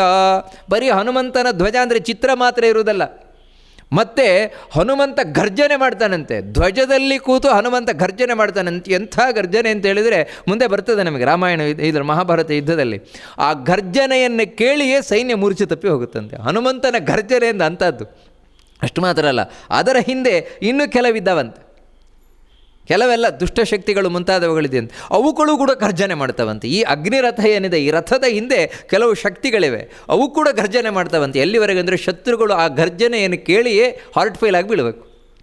ಅಂಥ ದಿವ್ಯವಾದ ರಥ. ಆ ದಿವ್ಯವಾದ ರಥವನ್ನು ಪಡೆದಿದ್ದಾನಂತೆ. ಇದು ಬಿಲ್ಲನ್ನು ಪಡೆದಿದ್ದಾನಂತೆ, ಅಕ್ಷಯ ಬತ್ತಳಿಕೆಯನ್ನು ಪಡೆದಿದ್ದಾನಂತೆ. ಕೃಷ್ಣನಿಗೆ, ಈ ಅರ್ಜುನನಿಗೆ ಕೊಟ್ಟರೆ ಸಾಕಾಗುತ್ತಾ? ಕೃಷ್ಣನಿಗೆ ಸುದರ್ಶನ ಚಕ್ರವನ್ನು ತಂದುಕೊಟ್ಟನಂತೆ. ಅಲ್ಲ, ಕೃಷ್ಣನ ಕೈಯಲ್ಲಿ ಇರಲಿಲ್ಲ ಸುದರ್ಶನ ಚಕ್ರ ಅಂತ ಹೇಳಿದರೆ, ಕೃಷ್ಣನಿಗೆ ಹಿಂದೆಯೇ ಬಂದಾಗಿದೆ ಸುದರ್ಶನ ಚಕ್ರ ಮೇಲಿನಿಂದ. ಹಾಗಿದ್ರೂ ಸುದರ್ಶನ ಚಕ್ರ ಬೇರೆ ಬೇರೆ ಕಡೆ ಇರುತ್ತೆ, ಅದರಲ್ಲಿ ಒಂದು ಅಂಶ ಏನಿದೆ ಅದು ಬಂದು ಸೇರಿಕೊಳ್ತು. ಅಂದರೆ ಇವನು ಅರ್ಪಣೆ ಮಾಡಿದ. ಅಂತಹ ಕೃಷ್ಣ ಸುದರ್ಶನ ಚಕ್ರವನ್ನು ಧರಿಸಿದ್ದಾನೆ. ಅರ್ಜುನ ತಾನು ಗಾಂಡೀವ ಧನುಸ್ಸನ್ನು ಹಿಡಿದಿದ್ದಾನೆ. ಹಿಡಿದು ಇವಾಗ ಯುದ್ಧಕ್ಕೆ ತೊಡಗಿದ್ದಾನಂದೆ. ಹೇಳ್ತಾನೆ ಅಗ್ನಿಗೆ, ನೀನಿನ್ನು ಸುಡು, ಈ ಕಾಡನ್ನು ಸುಡು, ನಾವು ನೋಡ್ಕೊಳ್ತೇವೆ ಅಂತ. ಅಗ್ನಿ ಇವಾಗ ಸುಡಲಿಕ್ಕೆ ಪ್ರಾರಂಭ ಮಾಡಿದಂತೆ. ಯಾವಾಗ ಆ ಕಾಂಡವ ವನವನ್ನು ಸುಡಲಿಕ್ಕೆ ಪ್ರಾರಂಭ ಮಾಡಿದ, ಆಗ ಇಡೀ ಕಾಡು ಸುಡ್ಲಿಕ್ಕೆ ಶುರುವಾಯ್ತಂತೆ. ಎಲ್ಲಿ ನೋಡಿದರೂ ಕೂಡ ಪ್ರಾಣಿಗಳು ಪಕ್ಷಿಗಳು ಸತ್ತು ಸತ್ತು ಸತ್ತು ಹೋಗ್ತಾ ಇದ್ದಾವಂತೆ. ಯಾವ ರೀತಿಯಿಂದ ವರ್ಣನೆಯನ್ನು ಮಾಡ್ತಾರೆ, ಯತ್ರ ಯತ್ರ ಹಿ ದೃಶ್ಯಂತೆ ಪ್ರಾಣಿನ ಖಾಂಡವಾಲಯ ಪಲಾಯಂತಸ್ತತ್ರ ತಸ್ತ್ರ ಸೌವೀರೋ ಪರ್ಯಧಾವತಾಂ. ಸಾಮಾನ್ಯವಾಗಿ ನಮಗೆ ಗೊತ್ತು, ಬೆಂಕಿ ಬಂದು ಕೂಡಲೇ ಪ್ರಾಣಿಗಳು ಓಡಲಿಕ್ಕೆ ಶುರು ಮಾಡ್ತವೆ ದಿಕ್ಕಾಪಾಲಾಗಿ. ಯಾವಾಗ ಕಾಂಡವನದ ಒಂದು ಪರಿಧಿ ಏನಿದೆ 12 ಯೋಜನ, ಅದರಿಂದ ಹೊರಗೆ ಬರ್ತಾವೆ ಅಂತ ಹೇಳಿದ್ರೆ ಅಟ್ಟಿಸ್ತಾರಂತೆ. ಈ ಕೃಷ್ಣ ಅರ್ಜುನ ಇಬ್ಬರೂ ಕೂಡ ಹೊರಗೆ ಬರದಾಗ ನೋಡ್ಕೊಳ್ತಾರಂತೆ. ಎಲ್ಲಿವರೆಗೆ ಅಂತ ಹೇಳಿದ್ರೆ ಒಂದು ಬಾಣಗಳಿಂದ ಒಂದು ಕೋಟೆಯನ್ನೇ ನಿರ್ಮಾಣ ಮಾಡಿಬಿಟ್ಟಿದ್ದಾನಂತೆ ಅರ್ಜುನ. ಯಾರು ಹೊರಗೆ ಹೋಗಲಿಕ್ಕೆ ಇಲ್ಲ, ಎಲ್ಲ ಒಳಗೆ ಸಿಕ್ಕಿ ಸಾಯಬೇಕು. ಎಲ್ಲ ಪ್ರಾಣಿಗಳು ಪಕ್ಷಿಗಳೆಲ್ಲ ಒಳಗೆ ಸಿಕ್ಕಿ ಸಾಯಬೇಕು. ಆ ರೀತಿ ಕೆಲವಂತೂ ಕೂಡ ದಗ್ಧೇಕದೇಶ ಬಹವೋ ನಿಷ್ಪಕ್ಷಾಶ್ಚ ವಿಚೇತಸಃ ಸ್ಫುಟಿತಾಕ್ಷ ವಿಶೀರ್ಣಾಶ್ಚ ವಿಪ್ಲುತಾಕ್ಷ ವಿಚೇತನಃ. ಕೆಲವು ಅರ್ಧ ಸುಟ್ಟು ಹೋಗ್ತಾ ಇದ್ದಾವಂತೆ, ಕೆಲವು ಪೂರ ಸುಟ್ಟು ಹೋಗ್ತಾ ಇದ್ದಾವಂತೆ, ಕೆಲವು ಕಣ್ಣು ಒಡೆದು ಸಾಯ್ತಾ ಇದ್ದಾವಂತೆ, ಕೆಲವು ಮೂರ್ಛೆ ತಪ್ಪಿ ಸಾಯ್ತಾ ಇದ್ದಾವಂತೆ, ಕೆಲವು ಮೇಲಕ್ಕೆ ಹಾರ್ತಾವಂತೆ ಪಕ್ಷಿಗಳು, ಆದರೆ ಈ ಬಿಸಿಗೆ ಸಿಕ್ಕಿ ಮತ್ತೆ ದಡ್ಡ ಕೆಳಗೆ ಬಿದ್ದು ಸಾಯ್ತಾವಂತೆ. ಕೆಲವು ಹಾರ್ಲಿಕ್ಕೆ ಹೋಗ್ತಾವಂತೆ, ರೆಕ್ಕೆ ತಾವು ಬಿಸಿಗೆ ತಾಕಿ ಕೆಳಗೆ ಬಿದ್ದು ಸಾಯ್ತಾವಂತೆ. ಈ ರೀತಿ ಕೆಲವು ಆಕ್ರೋಶ ಮಾಡ್ತಾ ಇದ್ದಾವಂತೆ, ಕೆಲವು ಅದನ್ನು ತಪ್ಪಿಸಿಕೊಳ್ಳಿಕ್ಕೆ. ಆದರೆ ಏನು ಮಾಡಿದರೂ ಕೂಡ ತಪ್ಪಿಸಿಕೊಳ್ಳಿಕ್ಕೆ ಆಗ್ತಾಯಿಲ್ಲ. ಯಾಕಂದರೆ ಬೆಂಕಿ ಒಂಚೂರು ಸುಟ್ಟಿದ್ರೆ ಸಾಕಲ್ವ, ಅದರೊಟ್ಟಿಗೆ ಇವರಿಬ್ಬರು ಕಾಯ್ತಾ ಇದ್ದಾರೆ. ಎಲ್ಲೆಲ್ಲಿ ಪ್ರಾಣಿ ಪಕ್ಷಿಗಳೆಲ್ಲ ಹೊರಗೆ ಬರ್ತಾಗ ನೋಡ್ತವೆ, ಕೂಡಲೇ ಅರ್ಜುನ ಹೋಗ್ತಾನೆ, ಮುಗಿಸ್ತಾನೆ. ಆಕಾಶದಲ್ಲಿ ಹಾರ್ಕೊಂಡು ಹೋದ್ರು ಬಾಣ ಬಿಟ್ಟು ಕೆಳಗೆ ಬೀಳಿಸ್ತಾನೆ. ಯಾಕಂದರೆ ಇದಕ್ಕೆ ಆಹಾರ ಆಗಬೇಕು. ಇಲ್ಲಿ ನಮಗೊಂದು ಆಶ್ಚರ್ಯ ಅಲ್ಲ, ಇಷ್ಟು ಒಂದು ನಿಷ್ಕಾರುಣ್ಯವಾಗಿ ವರ್ತಿಸುವುದ. ಪಾಪ ಅವುಗಳು ಒಂದು ಬದುಕಬೇಕು ಅಂತಿಲ್ವಾ, ಅಗ್ನಿಗೆ ಆಹಾರ ಆಗಬೇಕು ಅಂದ್ರೆ ಇಷ್ಟು ಮಾಡೋದ ಅಂತ. ಒಂದು ನಾವು ತಿಳ್ಕೊಳ್ಬೇಕಾದದ್ದು, ಕೃಷ್ಣನೇ ಈ ರೀತಿ ಮಾಡ್ತಾ ಇದ್ದಾನೆ ಅಂತ ಹೇಳಿದರೆ, ಯಾಕಂದರೆ ಕೃಷ್ಣ ಯಾವತ್ತೂ ಕೂಡ ಕರುಣಾಮಯಿ. ಅವನೇ ಈ ರೀತಿ ಮಾಡ್ತಾ ಇದ್ದಾನೆ ಅಂದರೆ ಅಲ್ಲಿದ್ದವೆಲ್ಲ ದುಷ್ಟಶಕ್ತಿಗಳೇ. ಪ್ರಾಣಿ ರೂಪದಲ್ಲಿರ್ಬೋದು, ಪಕ್ಷಿ ರೂಪದಲ್ಲಿರ್ಬೋದು, ಇವುಗಳೆಲ್ಲ ಸಂಹಾರ ಆಗಬೇಕು ಅಂತಲೇ ಕೃಷ್ಣ ನಿಶ್ಚಯ ಮಾಡಿದ್ದಾನೆ. ಅದಕ್ಕೋಸ್ಕರವೇ ಎಲ್ಲವನ್ನು ಆಹುತಿಯನ್ನು ಕೊಡ್ತಾ ಇದ್ದಾನೆ. ಈ ರೀತಿ ಆಹುತಿಯನ್ನು ಕೊಡ್ತಾ ಇರಬೇಕಾದ್ರೆ ಈ ಬೆಂಕಿಯನ್ನು ನೋಡಿ ದೇವತೆಗಳಲ್ಲೂ ಕಂಗಾಲಾದ್ರಂತೆ. ಅಯ್ಯೋ ಏನಿದು ಈ ರೀತಿ ಉರಿತಾ ಇದಲ್ವ, ಬಗ ಉರಿತಾ ಇದೆಯಲ್ವ ಅಂತ ಹೋಗಿ ಇಂದ್ರನ ಹತ್ರ ಹೇಳಿದ್ರಂತೆ, ಈ ರೀತಿ ಖಾಂಡವ ವನವೇ ಸುಟ್ಟು ಹೋಗ್ತಾ ಇದೆ ಅಂತ. ಇಂದ್ರನಿಗಾದರೂ ತನಗೆ ಬಹಳ ಆಪ್ತವಾದಂತಹ ಕಾಡು. ತಕ್ಷಕ ಬೇರೆ ಅಲ್ಲಿದ್ದಾನೆ. ನಿಜವಾಗ್ಲೂ ಅವಾಗ ತಕ್ಷಕ ಇಲ್ಲ, ತಕ್ಷಕ ಕುರುಕ್ಷೇತ್ರಕ್ಕೆ ಹೋಗಿದ್ದಾನಂತೆ. ಅವನ ಹೆಂಡತಿ ಮಗ ಇದ್ದಾನೆ, ಅವನು ಮಾತ್ರ ಇಲ್ಲ, ಕುರುಕ್ಷೇತ್ರಕ್ಕೆ ಹೋಗಿದ್ದಾನೆ. ಆದರೆ ತಕ್ಷಕ ಇದ್ದಾನೆ ಎನ್ನುವ ಕಾರಣದಿಂದಾಗಿ ಇಂದ್ರ ಎಲ್ಲ ದಿಕ್ಪಾಲಕರೊಟ್ಟಿಗೆ ಬಂದಿದ್ದಾನಂತೆ. ಅಗ್ನಿ, ಯಮ, ನಿರುತಿ, ವರುಣ, ವಾಯು, ಕುಬೇರ, ಈಶಾನ ಇವರೆಲ್ಲರಿಂದ ಸಹಿತನಾಗಿ ಬಂದಿದ್ದಾನಂತೆ. ಬಂದು ಜೋರು ಮಳೆ ಸುರಿಸಿದ್ನಂತೆ. ಮೊದಲನೇ ಅಸ್ತ್ರ ಏನು ಅಂತ ಹೇಳಿದ್ರೆ ಭಯಂಕರವಾದ ಮಳೆ ಸುರಿಸಿದ್ನಂತೆ. ಮಳೆಗೆ ಕಾಳಿಗೆ ಆರೋಗ್ತದಲ್ವ ಅಂತ.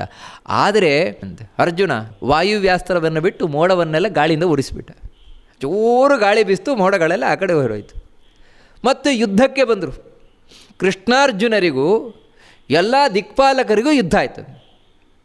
ಎಲ್ಲರೂ ಯುದ್ಧಕ್ಕೆ ಬರ್ತಾ ಇದ್ದಾರೆ. ಆದರೆ ಅರ್ಜುನನ ಕೈಲಿ ಗಾಂಡೀವ ಧನುಸ್ಸಿದೆ, ಬೇಕಾದಷ್ಟು ಅಸ್ತ್ರಗಳಿದೆ. ಇನ್ನೊಂದು ಕಡೆ ಕೃಷ್ಣ ಇದ್ದಾನಲ್ವ.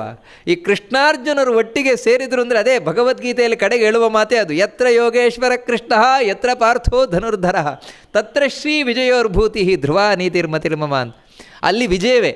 ಈ ರೀತಿ ಯಾರೂ ನಿಲ್ಲಿಕ್ಕಾಗಲಿಲ್ವಂತೆ, ಎಲ್ಲ ಸೋತೋದ್ರಂತೆ. ಕಡೆಗೆ ಇಂದ್ರ ಬಂದು ಇಂದ್ರನೂ ಕೂಡ ಸೋತೋದ್ರಂತೆ. ಸ್ವಾರಸ್ಯ ಏನು ಅಂದರೆ ಇಂದ್ರನಿಗೆ ಸೋತು ಬೇಜಾರಾಗಲಿಲ್ಲವಂತೆ, ಖುಷಿ ಆಯ್ತಂತೆ. ಯಾಕಂದರೆ ನಾನೇ ಗೆದ್ದದ್ದು ಅಂತ. ಯಾಕಂದರೆ ಅವನೇ ಅಲ್ವಾ ಅರ್ಜುನ, ಅವನೇ ಅಲ್ವಾ. ಏನು ನನಗೆ ಏನು ತಾಕತ್ತಿದೆ. ಯಾಕಂದರೆ ಇವಾಗ ವಿಶೇಷವಾಗಿ ಕೃಷ್ಣನ ಅನುಗ್ರಹ ಇದೆಯಲ್ವ ತನಗೆ. ಬಹಳ ಒಳಗಿನಿಂದ ಖುಷಿಪಟ್ಟನಂತೆ.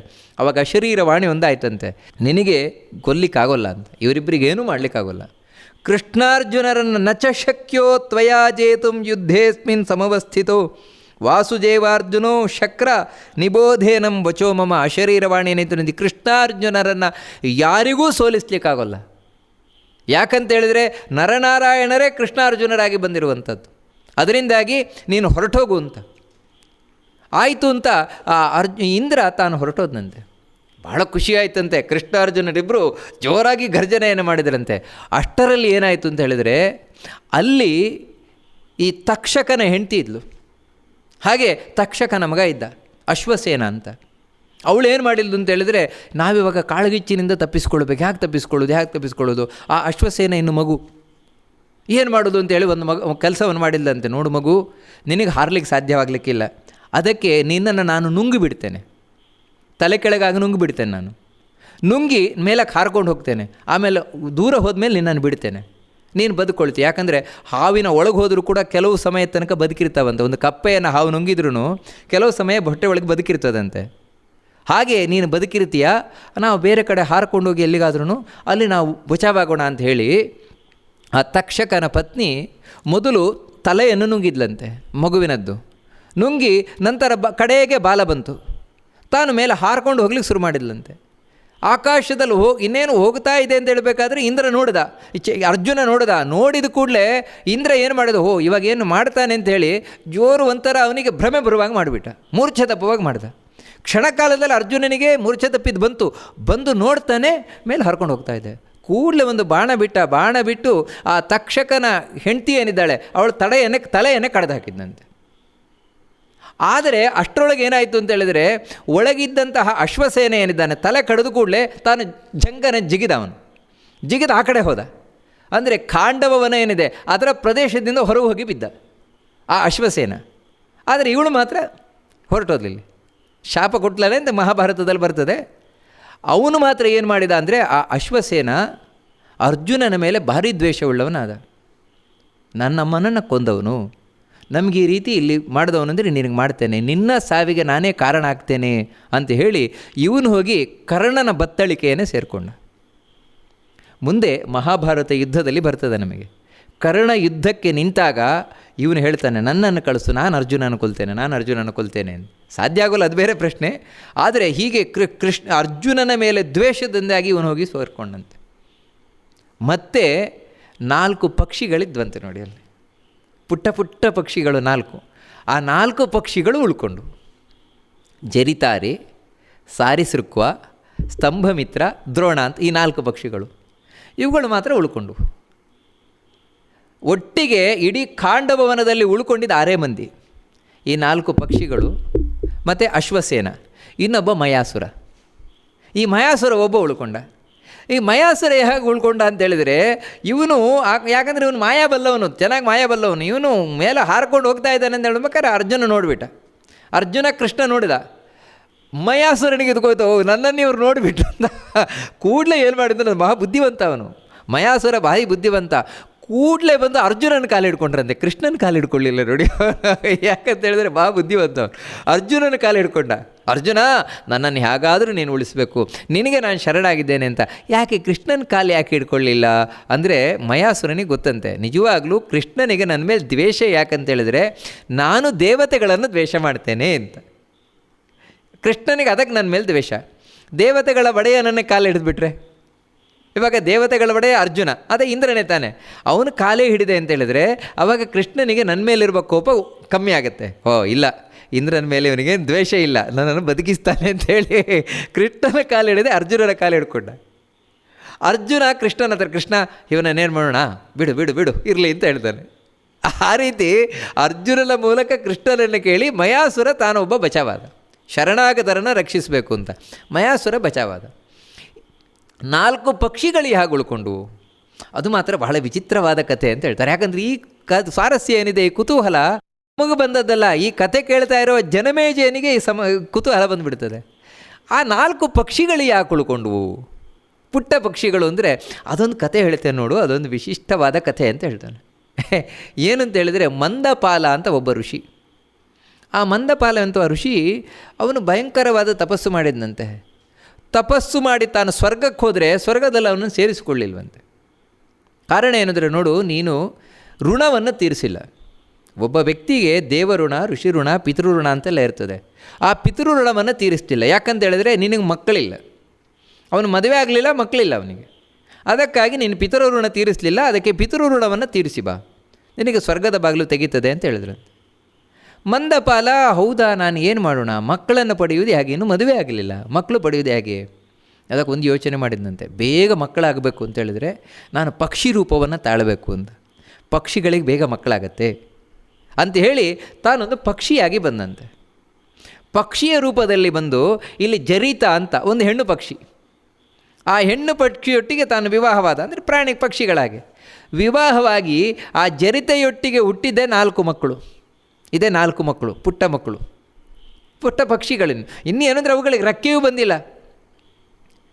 ಇಷ್ಟಾದ ಕೂಡಲೇ ಮಂದಪಾಲ ಏನು ಮಾಡಿದ ಅಂದರೆ ಇಲ್ಲಿ 4 ಹೆಣ್ಣುಮಕ್ಕಳನ್ನು ಹುಟ್ಟಿಸಿದ, ಅಂದರೆ 4 ಪಕ್ಷಿಗಳನ್ನು ಹುಟ್ಟಿಸಿದ, ಗಂಡು ಮಕ್ಕಳೇ ಇವರು. ತಾನು ಇನ್ನೊಬ್ಬಳನ್ನು ಮದುವೆ ಆದ, ಅದೇ ಲಪಿತಾ ಅಂತ ಇನ್ನೊಂದು ಹೆಣ್ಣನ್ನು ಮದುವೆ ಆದ, ಇನ್ನೊಂದು ಹುಡುಗಿಯನ್ನು ಮದುವೆ ಆದ. ಮದುವೆಯಾಗಿ ಅವಳೊಟ್ಟಿಗೆ ಸಂಸಾರ ಮಾಡಲಿಕ್ಕೆ ಶುರು ಮಾಡಿದ. ಪಾಪ ಇಲ್ಲಿ ಜರಿತಾ ಏನಿದ್ದಾಳೆ, ಇವಳು 4 ಈ ಪುಟ್ಟ ಮಕ್ಕಳನ್ನು ಕಟ್ಕೊಂಡಿಲ್ಲ ಇದ್ದಾಳೆ, ಕಾಂಡವವನದಲ್ಲೇ ಇದ್ದಾಳೆ. ಲಪಿತೆಯೊಟ್ಟಿಗೆ ತಿರುಗುತ್ತಾ ಇದ್ದಾನೆ ಇವನು. ತಿರುಗುತ್ತಾ ಇರಬೇಕಾದ್ರೆ ಅದೇ ಸಂದರ್ಭದಲ್ಲಿ ಅಗ್ನಿ ಕಾಂಡವವನವನ್ನು ಸುಡಲಿಕ್ಕೋಸ್ಕರ ಬರ್ತಾ ಇದ್ದ. ಅದನ್ನು ನೋಡಿದ ಮಂದಪಾಲ. ನೋಡಿ ಕೇಳ್ತಾನೆ ಅಗ್ನಿ ಹತ್ರ, ಎಲ್ಲಿಗೆ ಹೋಗ್ತಾ ಇದ್ದೀಯ ಅಗ್ನಿದೇವ, ಏನು ಕತೆ ಅಂತ. ಇಲ್ಲ, ನಾನು ಕಾಂಡವವನವನ್ನು ಸುಡ್ಲಿಕ್ಕೆ ಹೋಗ್ತಾ ಇದ್ದೇನೆ ಅಂತ ಹೇಳ್ತಾನೆ. ಹೇಳಿದಾಗ ಆ ಅಗ್ನಿಗೆ, ಈ ಮಂದಪಾಲನೆ ಗೊತ್ತಾಯಿತು, ನನ್ನ ಮಕ್ಕಳನ್ನು ಇವನು ಸುಟ್ಟಾಕ್ಬೋದು ಅಂಥೇಳಿ ಅಗ್ನಿಯನ್ನು ಪ್ರಾರ್ಥನೆ ಮಾಡ್ಕೊಳ್ತಾನೆ. ನನ್ನ 4 ಮಕ್ಕಳಿದ್ದಾವೆ, ಆ ಮಕ್ಕಳನ್ನೊಂದು ನೀನು ಏನು ಮಾಡಬಾರ್ದು ಅಂತ ಅಗ್ನಿ ಹತ್ರ ಪ್ರಾರ್ಥನೆ ಮಾಡಿಕೊಂಡಾಗ ಅಗ್ನಿ ಹೇಳ್ತಾನೆ, ಆಯಿತು ನಿನ್ನ ಮಕ್ಕಳಿಗೆ ನಾನೇನು ಮಾಡೋಲ್ಲ ಅಂತ ಒಂದು ಆಶ್ವಾಸನೆಯನ್ನು ಕೊಡ್ತಾನೆ, ಭರವಸೆಯನ್ನು ಕೊಡ್ತಾನೆ. ಮತ್ತು ಮಂದಪಾಲ ಈ ಕಡೆ ಬರಲಿಲ್ಲ, ಅವನು ಲಪಿತೆಯೊಟ್ಟಿಗೆ ತಾನಿದ್ದ. ಇಲ್ಲಿ ಆದರೂ ಯಾವಾಗ ಬೆಂಕಿ ಉರ್ಕೊಂಡು ಬರ್ತಾ ಇದೆ, ಆವಾಗ ಈ ಜರಿತೆ ಏನಿದ್ದಾಳೆ 4 ಮಕ್ಕಳಿಗೆ ಹೇಳ್ತಾಳೆ, ನೋಡು 4 ಮಕ್ಕಳೇ, ಅಲ್ಲೊಂದು ಪೊಟ್ಟರೆ ಇದೆ, ಅಂದರೆ ಒಂದು ಇಲಿಯ ಬಿಲ, ಆ ಇಲಿಯ ಬಿಲದೊಳಗೆ ನೀವು ಹೋಗಿ ಸೇರ್ಕೊಂಬಿಡಿ ಅಂತ ಹೇಳ್ತಾನೆ. ಅದಕ್ಕೆ ಆ 4 ಪಕ್ಷಿಗಳು ಹೇಳ್ತವೆ, ಇಲ್ಲ ಅಮ್ಮ ನಾವು ಹೋಗೋಲ್ಲ, ಯಾಕಂದ್ರೆ ಅಲ್ಲೊಂದು ಇಲಿ ಇದೆ, ಆ ಇಲಿ ನಮ್ಮನ್ನು ತಿಂದಾಕ್ಬಿಡ್ತದೆ, ಅದಕ್ಕೋಸ್ಕರ ನಾವು ಹೋಗೋಲ್ಲ ಅಂತ ಹೇಳ್ತಾನೆ. ಅದಕ್ಕೆ ಇವಳು ತಾಯಿ ಹೇಳ್ತಾಳೆ, ಜರಿತಾ, ಇಲ್ಲ ಮಕ್ಕಳೇ, ನಾನು ನೋಡಿದ್ದೇನೆ, ಆ ಇಲಿ ಹೊರಗೆ ಹೋಗಿದ್ದಾಗ ಗರುಡ ಪಕ್ಷಿ ಅದನ್ನು ಹಿಡ್ಕೊಂಡು ಹೋಗಿದ್ದು ನಾನು ನೋಡಿದ್ದೇನೆ.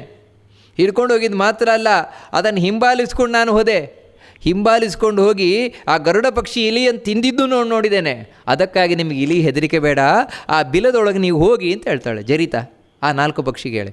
ಅದಕ್ಕೆ ಆ 4 ಪಕ್ಷಿಗಳು ಹೇಳ್ತಾ, ಇಲ್ಲ ಅಮ್ಮ ನೀನು ಸುಳ್ಳು ಹೇಳ್ತಾ ಇದ್ದೀಯಾ ಅಂತ, ಯಾಕಂದರೆ ಇಲಿಯನ್ನು ಗರುಡ ಹಿಡ್ಕೊಂಡು ಹೋಗಿ ನಾವು ನೋಡಲೇ ಇಲ್ವಲ್ಲ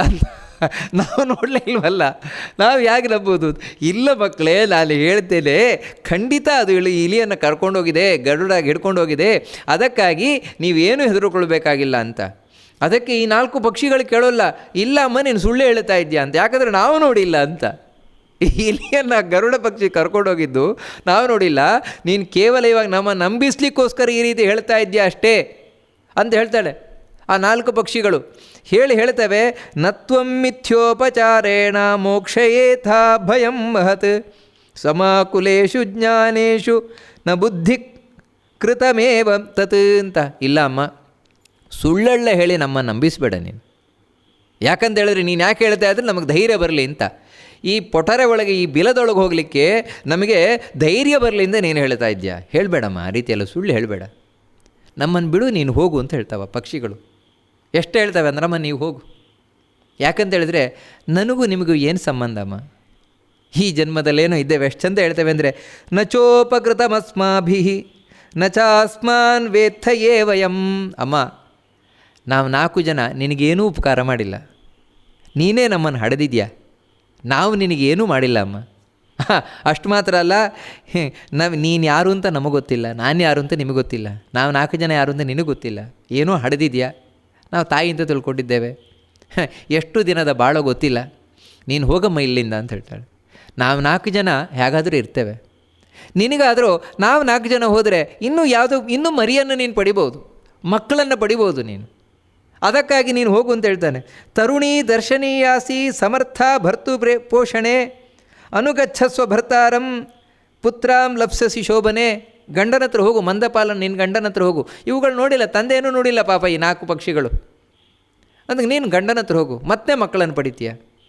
ನಾವಾದರೂ ಯಾಗಿದ್ರೂ ಸುಟ್ಟು ಹೋಗ್ತೇವಮ್ಮ, ಅಥವಾ ನಮ್ಮ ಅದೃಷ್ಟ ಇತ್ತು ಅಂತ ಹೇಳಿದ್ರೆ, ದೇವರ ಅನುಗ್ರಹ ಇತ್ತು ಅಂದರೆ ಬದುಕಿದ್ವಿ ಅಂತ ಹೇಳಿದ್ರೆ ಮತ್ತೆ ನೀನು ಬಾ, ನಾವು ಒಟ್ಟಿಗೆ ಸಂಸಾರ ಮಾಡೋಣ. ಈಗಂತೂ ನೀನು ಇರಬೇಡಮ್ಮ, ಹೋಗು, ನೀನು ಇಲ್ಲಿಂದ ಹೋಗು ಅಂತ ಹೇಳ್ತಾನೆ. ಇಲ್ಲಿಂದ ಹೋಗು, ಯಾಕಂದರೆ ಈ ಬಿಲದೊಳಗೆ ಹೋದರೆ ನಾವು ಸಾಯೋದು ಗ್ಯಾರಂಟಿ, ಯಾಕಂದರೆ ಇಲ್ಲಿ ನಮ್ಮನ್ನು ಬಿಡೋಲ್ಲ, ಖಂಡಿತವಾಗಿ ನಮ್ಮನ್ನು ಕೊಂದಾಗ್ತದೆ. ನಾವು ಈ ಹೊರಗಿದ್ವು ಅಂತ ಹೇಳಿದ್ರೆ ಸತ್ರು ಸಾಯ್ಬೋದು, ಸಾಯದೇ ಇದ್ರೂ ಇರ್ಬೋದು. ಅದಕ್ಕೋಸ್ಕರ ನೀನು ಹೊರಟೋಗು ಅಂತ ಪಾಪ 4 ಪಕ್ಷಿಗಳು ಹೇಳ್ತವೆ. ಅದನ್ನು ಕೇಳಿ ಅವಳು ತುಂಬ ಹೇಳ್ತಾಳೆ ಜರಿತಾ, ಇಲ್ಲ ಮಕ್ಕಳೇ ಅಂತ ಕೇಳುವುದಿಲ್ಲ. ಕಡೆಗೆ ಆ ತಾಯಿ ಹಾರ್ಕೊಂಡು ಹೋದ್ಲು. ಇನ್ನು ಬೆಂಕಿ ಬಂದಿರಲಿಲ್ಲ, ಬೆಂಕಿ ಬಂದರೆ ಏನು ಮಾಡಲಿಕ್ಕೆ ಆಗ್ತಾ ಇರಲಿಲ್ಲ, ಯಾಕಂದರೆ ಆವರಿಸಿಕೊಂಡು ಬರ್ತಾ ಇದೆ ಅಂತ ಹೇಳಿದ್ರೆ ಮತ್ತು ಇಂದ್ರಾರ್ಜುನರಿದ್ದಾರೆ ಅಲ್ಲಿ, ರಕ್ಷಣೆಗೋಸ್ಕರ. ಅಂದರೆ ಈ ಕೃಷ್ಣ ಅರ್ಜುನರು ಅವರು ಬಿಡೋಲ್ಲ. ಆದರೆ ಅದರೊಳಗೆ ಇವಳು ಹಾರ್ಕೊಂಡು ಹೋಗಿಬಿಟ್ಲು. ಈ 4 ಪಕ್ಷಿಗಳು ಮಾತ್ರ ಉಳ್ಕೊಂಡುವಂತೆ. ಬೆಂಕಿ ಬರ್ತಾ ಇದೆಯಂತೆ. ಇವರಲ್ಲಿ ದೊಡ್ಡವನು ಯಾರು ಅಂತ ಹೇಳಿದ್ರೆ ಜರಿತಾರಿ. ಆ ಜರಿತಾರಿ ಉಳಿದ 3 ಹೇಳ್ತಾನೆ. ಯಾಕಂದರೆ ಇವಾಗ ಇರೋರಲ್ಲಿ ಈ 4ಕ್ಕೂ ಇನ್ನೂ ರೆಕ್ಕೆ ಬಂದಿಲ್ಲ ಪಾಪ. ಆ ರೆಕ್ಕೆ ಬರುವುದರಲ್ಲಿ ಬರದೇ ಇರುವುಗಳಲ್ಲಿ ಇದು ದೊಡ್ಡದು.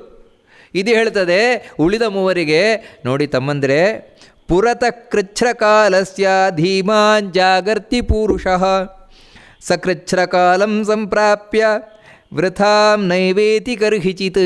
ಯಾವತ್ತೂ ಕಷ್ಟ ಬರ್ತಾ ಇದೆ ಅಂತ ಹೇಳಬೇಕಾದ್ರೆ ಮೊದಲೇ ತಿಳ್ಕೊಳ್ಬೇಕು. ಮೊದಲೇ ತಿಳ್ಕೊಂಡು ಅದಕ್ಕೆ ಬೇಕಾದ ಏರ್ಪಾಡು ಮಾಡಿಕೊಳ್ಬೇಕು. ಅದು ಬಿಟ್ಟು ಎಷ್ಟು ಕೃಚ್ಛ್ರಮ ಸಂಪ್ರಾಪ್ತಂ, ಯಾವನು ಬರಲಿ ನೋಡೋಣ, ಏನು ಬರ್ತದೋ ಕಷ್ಟ ಬರಲಿ, ಪ್ರಾಬ್ಲಮ್ ಬರಲಿ, ಆಮೇಲೆ ನೋಡೋಣ, ಈ ರೀತಿ ಯಾರು ಕೂರ್ತಾನೆ ಅಂಥ ವ್ಯಕ್ತಿ ಸಕೃಚ್ಛ್ರಕಾಲೇ ವ್ಯಥಿತ. ಕಷ್ಟ ಕಾಲ ಬಂದಾಗ ಮಾತ್ರ ಅವನು ಒದ್ದಾಡಬೇಕು. ಯಾಕಂತ ಹೇಳಿದ್ರೆ ತಯಾರು ಮಾಡಿಕೊಂಡಿಲ್ಲ. ಇದೇನೆಂದರೆ ಲೇಸಿನೆಸ್ ಅಂತ ಹೇಳ್ತೇವೆ, ಸೋಮಾರ್ತನ. ಬರಲಿ ಆಮೇಲೆ ನೋಡೋಣ. ಈ ರೀತಿ ಕೂತವನು ತಾನು ಎಲ್ಲವನ್ನ ಕಳ್ಕೊಳ್ತಾನೆ. ಅದಕ್ಕೋಸ್ಕರ ಮೊದಲೇ ನಾವು ಬೇಕಾದ ಏರ್ಪಾಟನ್ನು ಮಾಡಿಕೊಳ್ಬೇಕು ಅಂತ ಹೇಳ್ತಾನೆ. ಅದಕ್ಕೆ 2ನೇದು ಹೇಳ್ತಾನೆ ಸಾರಿಸಿರುಕುವ, ಧೀರಸ್ತ್ವಮಸಿ ಮೇಧಾವಿ ಪ್ರಾಣಕೃಚ್ಛ್ರಮಿದಂ ಹಿತವಃ. ಅಣ್ಣ ನೀನು ಒಳ್ಳೆ ಬುದ್ಧಿವಂತ ಇದೆಯಾ, ತುಂಬ ಧೈರ್ಯದವನಿದೆಯಾ, ಅಣ್ಣ ಏನಾದರೂ ಮಾಡಿದ್ದಕ್ಕೆ ಅಂತ ಸಾರಿಸಿರುಕುವ ಹೇಳ್ತಾನೆ. 3ನೇದು ಸ್ತಂಭಮಿತ್ರ ತಾನು ಹೇಳ್ತದೆ, ಜ್ಯೇಷ್ಠಸ್ತ್ರಾತೋ ಭವತಿ ವೈ ಜ್ಯೇಷ್ಠೋ ಮುಂಚತಿ ಕೃಚ್ಛ್ರತಃ. ಯಾವತ್ತೂ ದೊಡ್ಡಣ್ಣ ಇದ್ದಾನಲ್ವ, ದೊಡ್ಡಣ್ಣನೇ ರಕ್ಷಕ, ದೊಡ್ಡಣ್ಣನೇ ತಂದೆ ಇದ್ದ ಹಾಗೆ. ಅದಕ್ಕೆ ನೀವು ನಮ್ಮ ದೊಡ್ಡಣ್ಣ, ಅದಕ್ಕೆ ಅಣ್ಣ ನೀನೇನಾದರೂ ಮಾಡು ಅಂತ. ಇಷ್ಟ ಆಗಬೇಕಾದ್ರೆ 4ನೇದು ಇದೆಯಲ್ವ ದ್ರೋಣ, ಅದು ಹೇಳ್ತದಂತೆ ಅಣ್ಣ ಬೆಂಕಿ ಬಂದೇ ಬಿಡ್ತು ಅಂತ. ಹತ್ತಿರ ಬೆಂಕಿ ಬಂದೇ ಬಿಡ್ತು, ಇವಾಗ ಏನು ಮಾಡೋಣ ಅಂತ ಅದು ಹೇಳ್ತದಂತೆ. ಹಿರಣ್ಯರೇತ ತ್ವರಿತೋ, ಅದಕ್ಕೆ ಜ್ವಲನ್ನ ಯಾತಿನ ಕ್ಷಯಂ. ಹಣ ಬರ್ತಾ ಇದೆ ಅಂತ. ಅದಕ್ಕೆ ಆ ಜರಿತಾರಿ ಹೇಳ್ತಾನೆ, ಹೆದರ್ಕೊಳ್ಬೇಡಿ, ನಾವು ಮಂತ್ರದಿಂದ ಸ್ತೋತ್ರ ಮಾಡೋಣ, ಅಗ್ನಿಯನ್ನು ಸ್ತೋತ್ರ ಮಾಡೋಣ ಅಂತ ಹೇಳಿ ಆ 4 ಪಕ್ಷಿಗಳು ವೇದ ಮಂತ್ರದಿಂದ ಸ್ತೋತ್ರ ಮಾಡ್ತವೆ ಅಗ್ನಿಯನ್ನು. ಬಹಳ ಆಶ್ಚರ್ಯ ಇದು. ಇವತ್ತಿಗೂ ಇದು ವೇದದಲ್ಲಿದೆ. 4 ಪಕ್ಷಿಗಳು ಹೇಳಿದ, ನಿಜವಾಗಲೂ ಆ ಮಂತ್ರಗಳಿಗೆ ಒಟ್ಟಿಗೆ 8 ಮಂತ್ರ, ಒಂದೊಂದು ಪಕ್ಷಿ 2 ಮಂತ್ರ ಹೇಳ್ತದೆ. ಆ ಮಂತ್ರಕ್ಕೆ ಋಷಿಗಳು ಯಾರು ಅಂದರೆ ಈ ಪಕ್ಷಿಗಳೇ. ಅದಕ್ಕೆ ತಲೆ ಮೇಲೆ ಇಟ್ಕೊಂಡು ಈ ಪಕ್ಷಿಗಳ ಹೆಸರನ್ನೇ ಹೇಳೋದು ಇವತ್ತಿಗೂ ಕೂಡ. ಆ 8 ಮಂತ್ರಗಳು ಬಹಳ ಅದ್ಭುತವಾದ ಮಂತ್ರಗಳು. ಅದರ ಸಾರ ಏನು ಅದನ್ನು ಮಹಾಭಾರತ ಹೇಳ್ಕೊಂಡು ಹೋಗ್ತದೆ. ಆ 4 ಪಕ್ಷಿಗಳು ಕೂಡ ತಾವು ಯಾವ ರೀತಿ ಸ್ತೋತ್ರವನ್ನು ಮಾಡಿದ್ವು ಅಗ್ನಿಯನ್ನು ಅಂತ. ಅದರಲ್ಲಿ ಜರಿತಾರಿ ತಾನು ಅಗ್ನಿಯನ್ನು ವೇದದ ಮಂತ್ರದ ಮೂಲಕ ಸ್ತೋತ್ರ ಮಾಡಿತಂತೆ. 10ನೇ ಮಂಡಲದಲ್ಲಿ ಋಗ್ವೇದದಲ್ಲಿ ಬರುವ ಮಂತ್ರಗಳು. ಅದರ ಅರ್ಥ ಏನು ಅಂತ ಅದನ್ನು ಮಹಾಭಾರತ ನಮಗೆ ತಿಳಿಸ್ಕೊಡ್ತದೆ. ಆತ್ಮಾ ಸ ವಾಯು ಪವನ ಶರೀರ ಮುತ ವೀರುಧ ಯೋನಿ ದಾಪಶ್ಚತೆ ಶುಕ್ಲ ಯೋನಿಸ್ತ್ವಮಸಿ ಚಾಂಭಸಃ. ಆ ಮೊದಲನೇ ಹಕ್ಕಿ ಹೇಳ್ತದೆ, ಅಂದರೆ ಜರಿತಾರೆ, ಹೇ ಅಗ್ನಿ, ನೀನು ದೇವರಿಂದ ಹುಟ್ಟಿದವನು ಮೊದಲು. ಮುಖಾದಿಂದ್ರಶ್ಚಾಗ್ನಿಶ್ಚ ಪ್ರಾಣಾದ್ವಾಯುರಜಾಯತ. ಪುರುಷ ಸೂಕ್ತ ಹೇಳ್ತಾ ಇದ್ದಾರೆ. ಆ ಭಗವಂತ ಪುರುಷನಾಮಕನಾದಂತಹ ವಿಷ್ಣುವೇನಿದ್ದಾನೆ, ವಿಷ್ಣುವಿನ ಮುಖದಿಂದಾಗಿ ಅಗ್ನಿ ಹುಟ್ಟಿ ಬಂದಂತೆ. ಆನಂತರ ವಾಯುದೇವನಿಂದ ನೀನು ಹುಟ್ಟಿ ಬಂದೆ, ಅದೇ ಪ್ರಾಣಾಗ್ನಿ ಅಂತ ಕರೀತಾರೆ. ಆನಂತರ ಶರೀರದಲ್ಲಿ ನೀನು ಪ್ರಕಟಗೊಂಡೆ. ಅದೇ ಇವತ್ತು ಶರೀರವನ್ನು ಹುಟ್ಟಿದರೆ ಬಿಸಿ ಇದೆಯಲ್ವ, ಅಗ್ನಿ ಇದೆ. ಒಳಗೆ ನಾವು ಏನು ತಿಂತೇವೆ ಜೀರ್ಣ ಮಾಡಲಿಕ್ಕೆ ಅಗ್ನಿ ಇದೆ. ಆ ರೀತಿ ನಿನ್ನ ಅಲ್ಲಿ ನೆಲೆಸಿದವನಾಗಿದೆಯಾ. ವಿಶೇಷವಾಗಿ ಪ್ರಳಯದ ಜಲದಲ್ಲಿ ನೀನು ನೆಲೆಸಿದವನಾಗಿದೆಯಾ. ಅಷ್ಟು ಮಾತ್ರ ಅಲ್ಲ, ನೀನು ನೀರಿಗೆ ಕಾರಣನಾಗಿದೆಯಾ. ಅಗ್ನೇರಾಪಹ, ನೀರು ಹುಟ್ಟಿದ್ದು ಬೆಂಕಿಯಿಂದ ಅಂತ. ಅದೇ ತಾನೇ, ಹೆಚ್ಚು ಸೆಕೆ ಆದ ಕೂಡಲೇ ಬೆವರ್ಲಿಕ್ಕೆ ಶುರುವಾಗುತ್ತೆ. ಅಗ್ನಿ ಹೆಚ್ಚಾದ ಕೂಡಲೇ ನೀರು ಬರಲಿಕ್ಕೆ ಶುರುವಾಗುತ್ತೆ. ಹೀಗೆ ಅಗ್ನೇರಾಪಹ, ನೀನು ಆ ರೀತಿ ಹುಟ್ಟಿ ಬಂದ್ಯಾ ಅಂತ ಹೇಳಿ, ಊರ್ಧ್ವಂ ಚಾಧಶ್ಚ ಗಚ್ಚಂತಿ ವಿಸರ್ಪಂಚಿತ ಪಾರ್ಶ್ವತಃ ಅರ್ಚಿಷಸ್ತೆ ಮಹಾವೀರ್ಯ ರಶ್ಮಯ ಸವಿತುರ್ಯಥಾ. ನಿನ್ನ ಜ್ವಾಲೆ ಏನಿದೆ, ನಿನ್ನ ಕಿರಣಗಳೇನಿದೆ ಹೇ ಅಗ್ನಿಯೇ, ಎಲ್ಲ ಕಡೆಯೂ ಪಸರಿಸಿಕೊಂಡಿದೆ.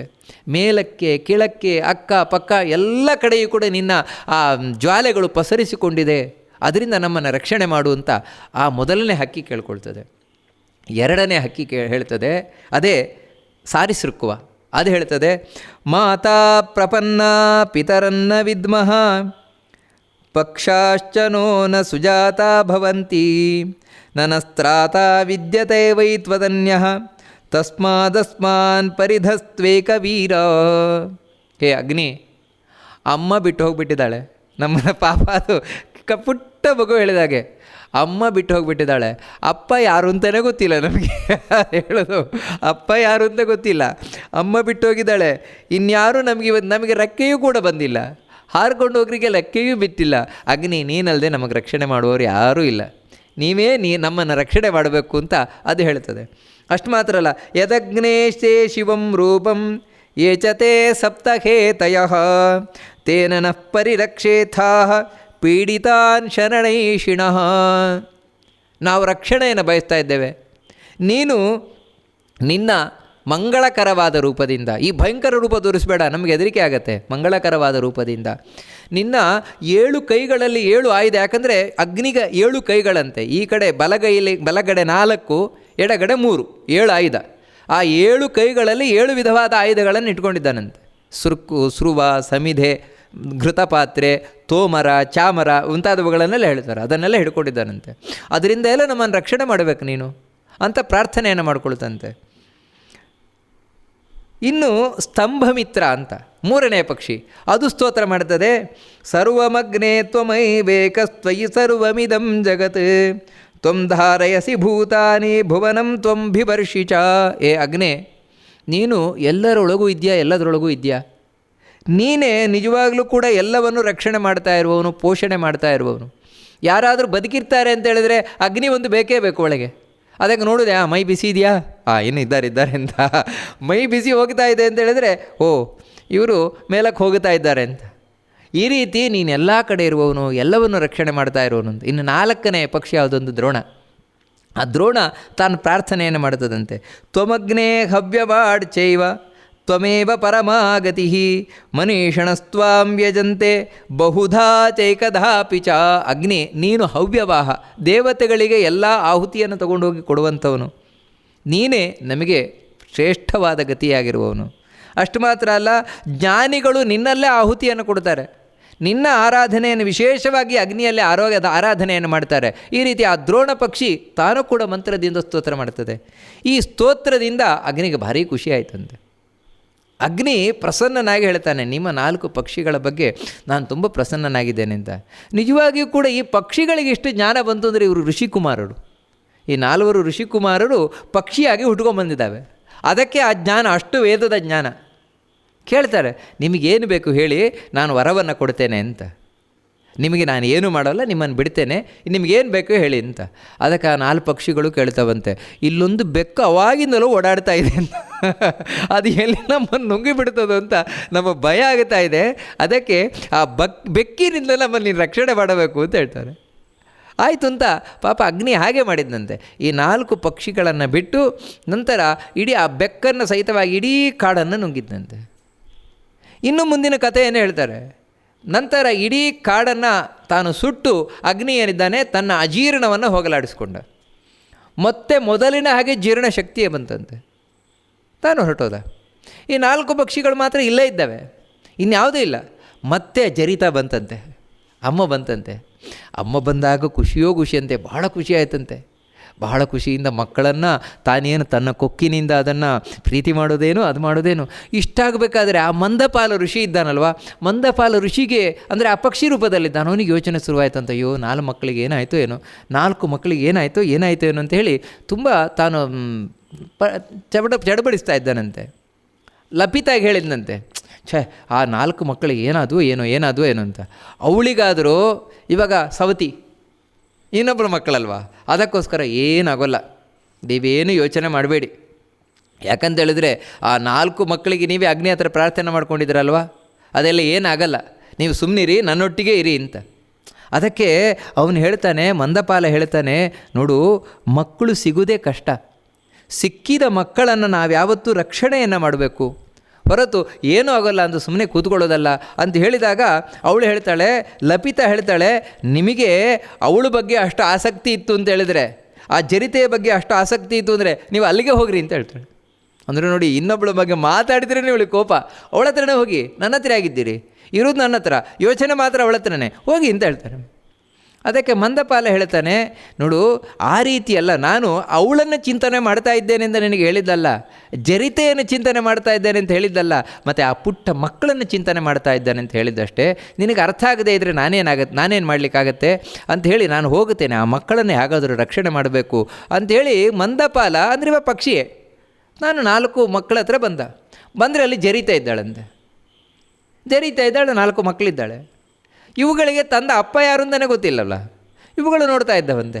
ಇವನು ಬಂದು ಮಂದಪಾಲ ಕೇಳ್ತಾನೆ ಜರಿತೆ ಹತ್ರ, ಇವು 4 ಮಕ್ಕಳಲ್ವಾ, ನಮ್ಮ ಮಕ್ಕಳಲ್ವಾ, ಇದರಲ್ಲಿ ದೊಡ್ಡ ಮಗ ಯಾರು, 2ನೇ ಮಗ ಯಾರು, 3ನೇವನು ಯಾರು, 4ನೇವನು ಯಾರು ಅಂತ.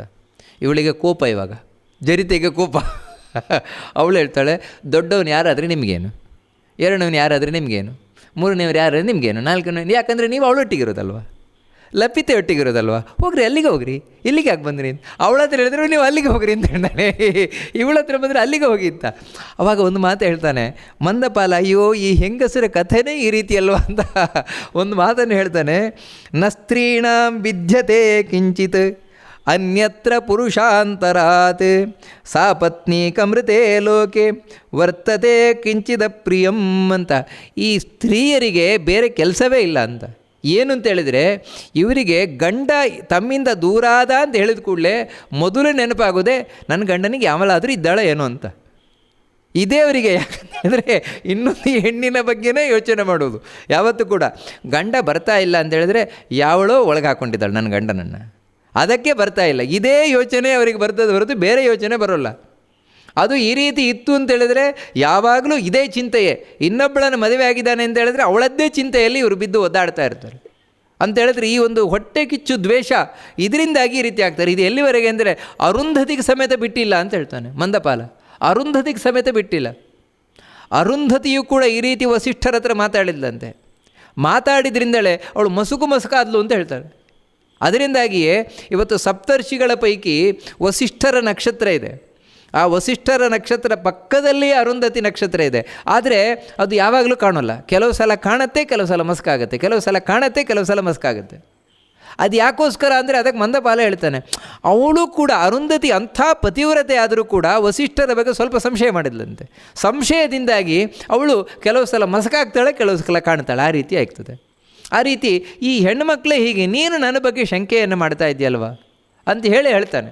ಹೇಳಿ ನಂತರ ಹೇಳ್ತಾನೆ, ನೀನು ಆ ರೀತಿ ಏನು ಯೋಚನೆಯನ್ನು ಮಾಡಬೇಡ, ನಾನು ನಿನ್ನೊಟ್ಟಿಗೆ ಇರಲಿಕ್ಕೇ ಬಂದದ್ದು ಅಂತ ಹೇಳಿ ಅವಳನ್ನು ಕರ್ಕೊಂಡು ತಾನು ಆ ಎಲ್ಲ 4 ಮಕ್ಕಳನ್ನು ಕರ್ಕೊಂಡು ಆ ಖಾಂಡವ ವನ ಏನಿದೆ ಅಲ್ಲಿಂದ ಇನ್ನೊಂದು ಬೇರೆ ಕಡೆ ಹೋಗ್ತಾನೆ ಅಂತ ಹೇಳ್ತಾರೆ. ಬೇರೆ ಕಡೆ ಹೋಗ್ತಾನೆ, ಅಲ್ಲಿ ಹೋಗಿ ತಾನು ವಾಸವನ್ನು ಮಾಡ್ತಾನೆ. ಇದಿಷ್ಟು ಆ ಕಥೆಯನ್ನು ಹೇಳ್ತಾರೆ. ಈ ಕಡೆ ಕೃಷ್ಣಾರ್ಜುನರಾದರು ಯಾವಾಗ ಇಡೀ ಖಾಂಡವ ವನವನ್ನು ಅಗ್ನಿಗೆ ಅರ್ಪಣೆಯನ್ನು ಮಾಡಿದರು, ಅದರಿಂದಾಗಿ ಬಹಳ ಸಂತೋಷ ಆಯಿತಂತೆ. ಎಲ್ಲ ಪಾಂಡವರಿಗೂ ಬಹಳ ಸಂತೋಷ ಆಯಿತಂತೆ. ಬಹಳ ದೊಡ್ಡ ಕಾರ್ಯವನ್ನು ಸಾಧಿಸಿದ್ರಿ ನೀವು, ಇದು ಅನೇಕ ದೈತ್ಯರ ಸಂಹಾರಕ್ಕೆ ಕಾರಣ ಆಯಿತು ಅಂತ.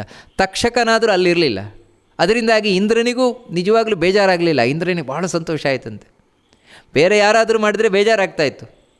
ಇವಾಗ ತಾನೇ ಮಾಡಿದ್ರಿಂದಾಗಿ ತನ್ನ ಶಕ್ತಿಯೇ ಇವಾಗ ಪ್ರದರ್ಶನ ಆದದ್ರಿಂದಾಗಿ ಬಹಳ ಖುಷಿಯಿಂದ ಮತ್ತೆ ಬಂದಂತೆ. ಬಂದು ಕೃಷ್ಣನಿಗೆ ನಮಸ್ಕಾರವನ್ನು ಮಾಡಿದಂತೆ.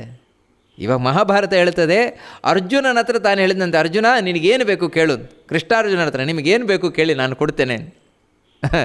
ಕೃಷ್ಣ ಏನು ಕೇಳಿಲ್ವಂತೆ. ಕೃಷ್ಣ ಇಷ್ಟೇ ಹೇಳಿದಂತೆ, ನಿನ್ನ ಪ್ರೀತಿ ಯಾವಾಗಲೂ ಹೀಗೆ ಇರಲಪ್ಪ ಅಂತ ಹೇಳಿದಂತೆ. ಅರ್ಜುನ ಇದಕ್ಕೆ ಹಾಗೆ ಆಗಲಿ ಅಂತ ಹೇಳಿದಂತೆ. ವಾಸುದೇವೋಪಿ ಪಾರ್ಥೇನ ಪ್ರೀತಿಂ ಬಭ್ರೇತ ಶಾಶ್ವತೀಂ ದದೋಚ ತಸ್ಮೈ ದೇವೇಂದ್ರ ಸ್ತಂಭರಂ ಪ್ರಿಯಮಾಂಸ್ತದ. ಆಯ್ತಪ್ಪ ನಿನಗೆ ಹಾಗೆ ಆಗಲಿ ಅಂತ ಕೊಟ್ಟಿದ್ದಾನಂತೆ. ವಾಸ್ತವಿಕವಾಗಿ ಇಂದ್ರ ಕೃಷ್ಣನಿಗೆ ಕೊಡುವುದೇನಿಲ್ಲ. ಯಾವತ್ತು ಕೃಷ್ಣನ ಪ್ರೀತಿಯನ್ನೇ ಅರ್ಜುನ ಈ ಇಂದ್ರ ಪ್ರಾರ್ಥನೆ ಮಾಡ್ತಾ ಇರಬೇಕು. ಆದರೆ ಏನು ಮಾಡ್ತೀರಿ, ದೇವತೆಗಳಿಗೂ ಕೂಡ ಕೆಲವು ಸಲ ಅಸುರಾವೇಶ ಅಂತ ಆಗಿಬಿಡ್ತದೆ. ಅಂದರೆ ಯಾರೋ ಈ ಅಸುರರಿದ್ದಾರಲ್ವ, ದೇವತೆಗಳ ಒಳಗೂ ಬಂದು ಕೂತ್ಕೊಂಡ್ಬಿಡ್ತಾರೆ. ಆವಾಗ ಕೃಷ್ಣನಿಗಿಂತ ನಾವೇ ದೊಡ್ಡವರು ಅಂತ ಬರೋದುಂಟು. ಆ ರೀತಿ ಇವಾಗ ಇಂದ್ರನಿಗೆ ಬಂದು ಕೇಳ್ತಾನೆ ಅಷ್ಟೇ. ಕೃಷ್ಣನಿಗೆ ಇದೆಲ್ಲ ಗೊತ್ತಿದೆ, ಅದಕ್ಕೋಸ್ಕರ ತಾನು ನಿನ್ನ ಪ್ರೀತಿ ಬೇಕಪ್ಪ ಅಂತ ಹೇಳ್ದೆ ಅಷ್ಟೇ. ಅರ್ಜುನನಿಗೆ ಹೇಳ್ತಾನೆ, ಅರ್ಜುನ ನಿನಗೇನು ಬೇಕು ನಾನು ಕೊಡ್ತೇನೆ ಅಂತ. ಅದಕ್ಕೆ ನನಗೆ ಅತ್ಯಂತ ದಿವ್ಯವಾದ ಅಸ್ತ್ರಗಳೆಲ್ಲ ಬೇಕು ಅಂತ ಕೇಳ್ತಾನೆ. ಅದಕ್ಕೆ ಇಂದ್ರ ಹೇಳ್ತಾನೆ, ಆಯಿತು, ಕಾಲಕ್ರಮೇಣ ನೀನು ಎಲ್ಲವನ್ನು ಪಡಿತೀಯ, ವಿಶೇಷವಾಗಿ ಪಾಶುಪತಾಸ್ತ್ರ.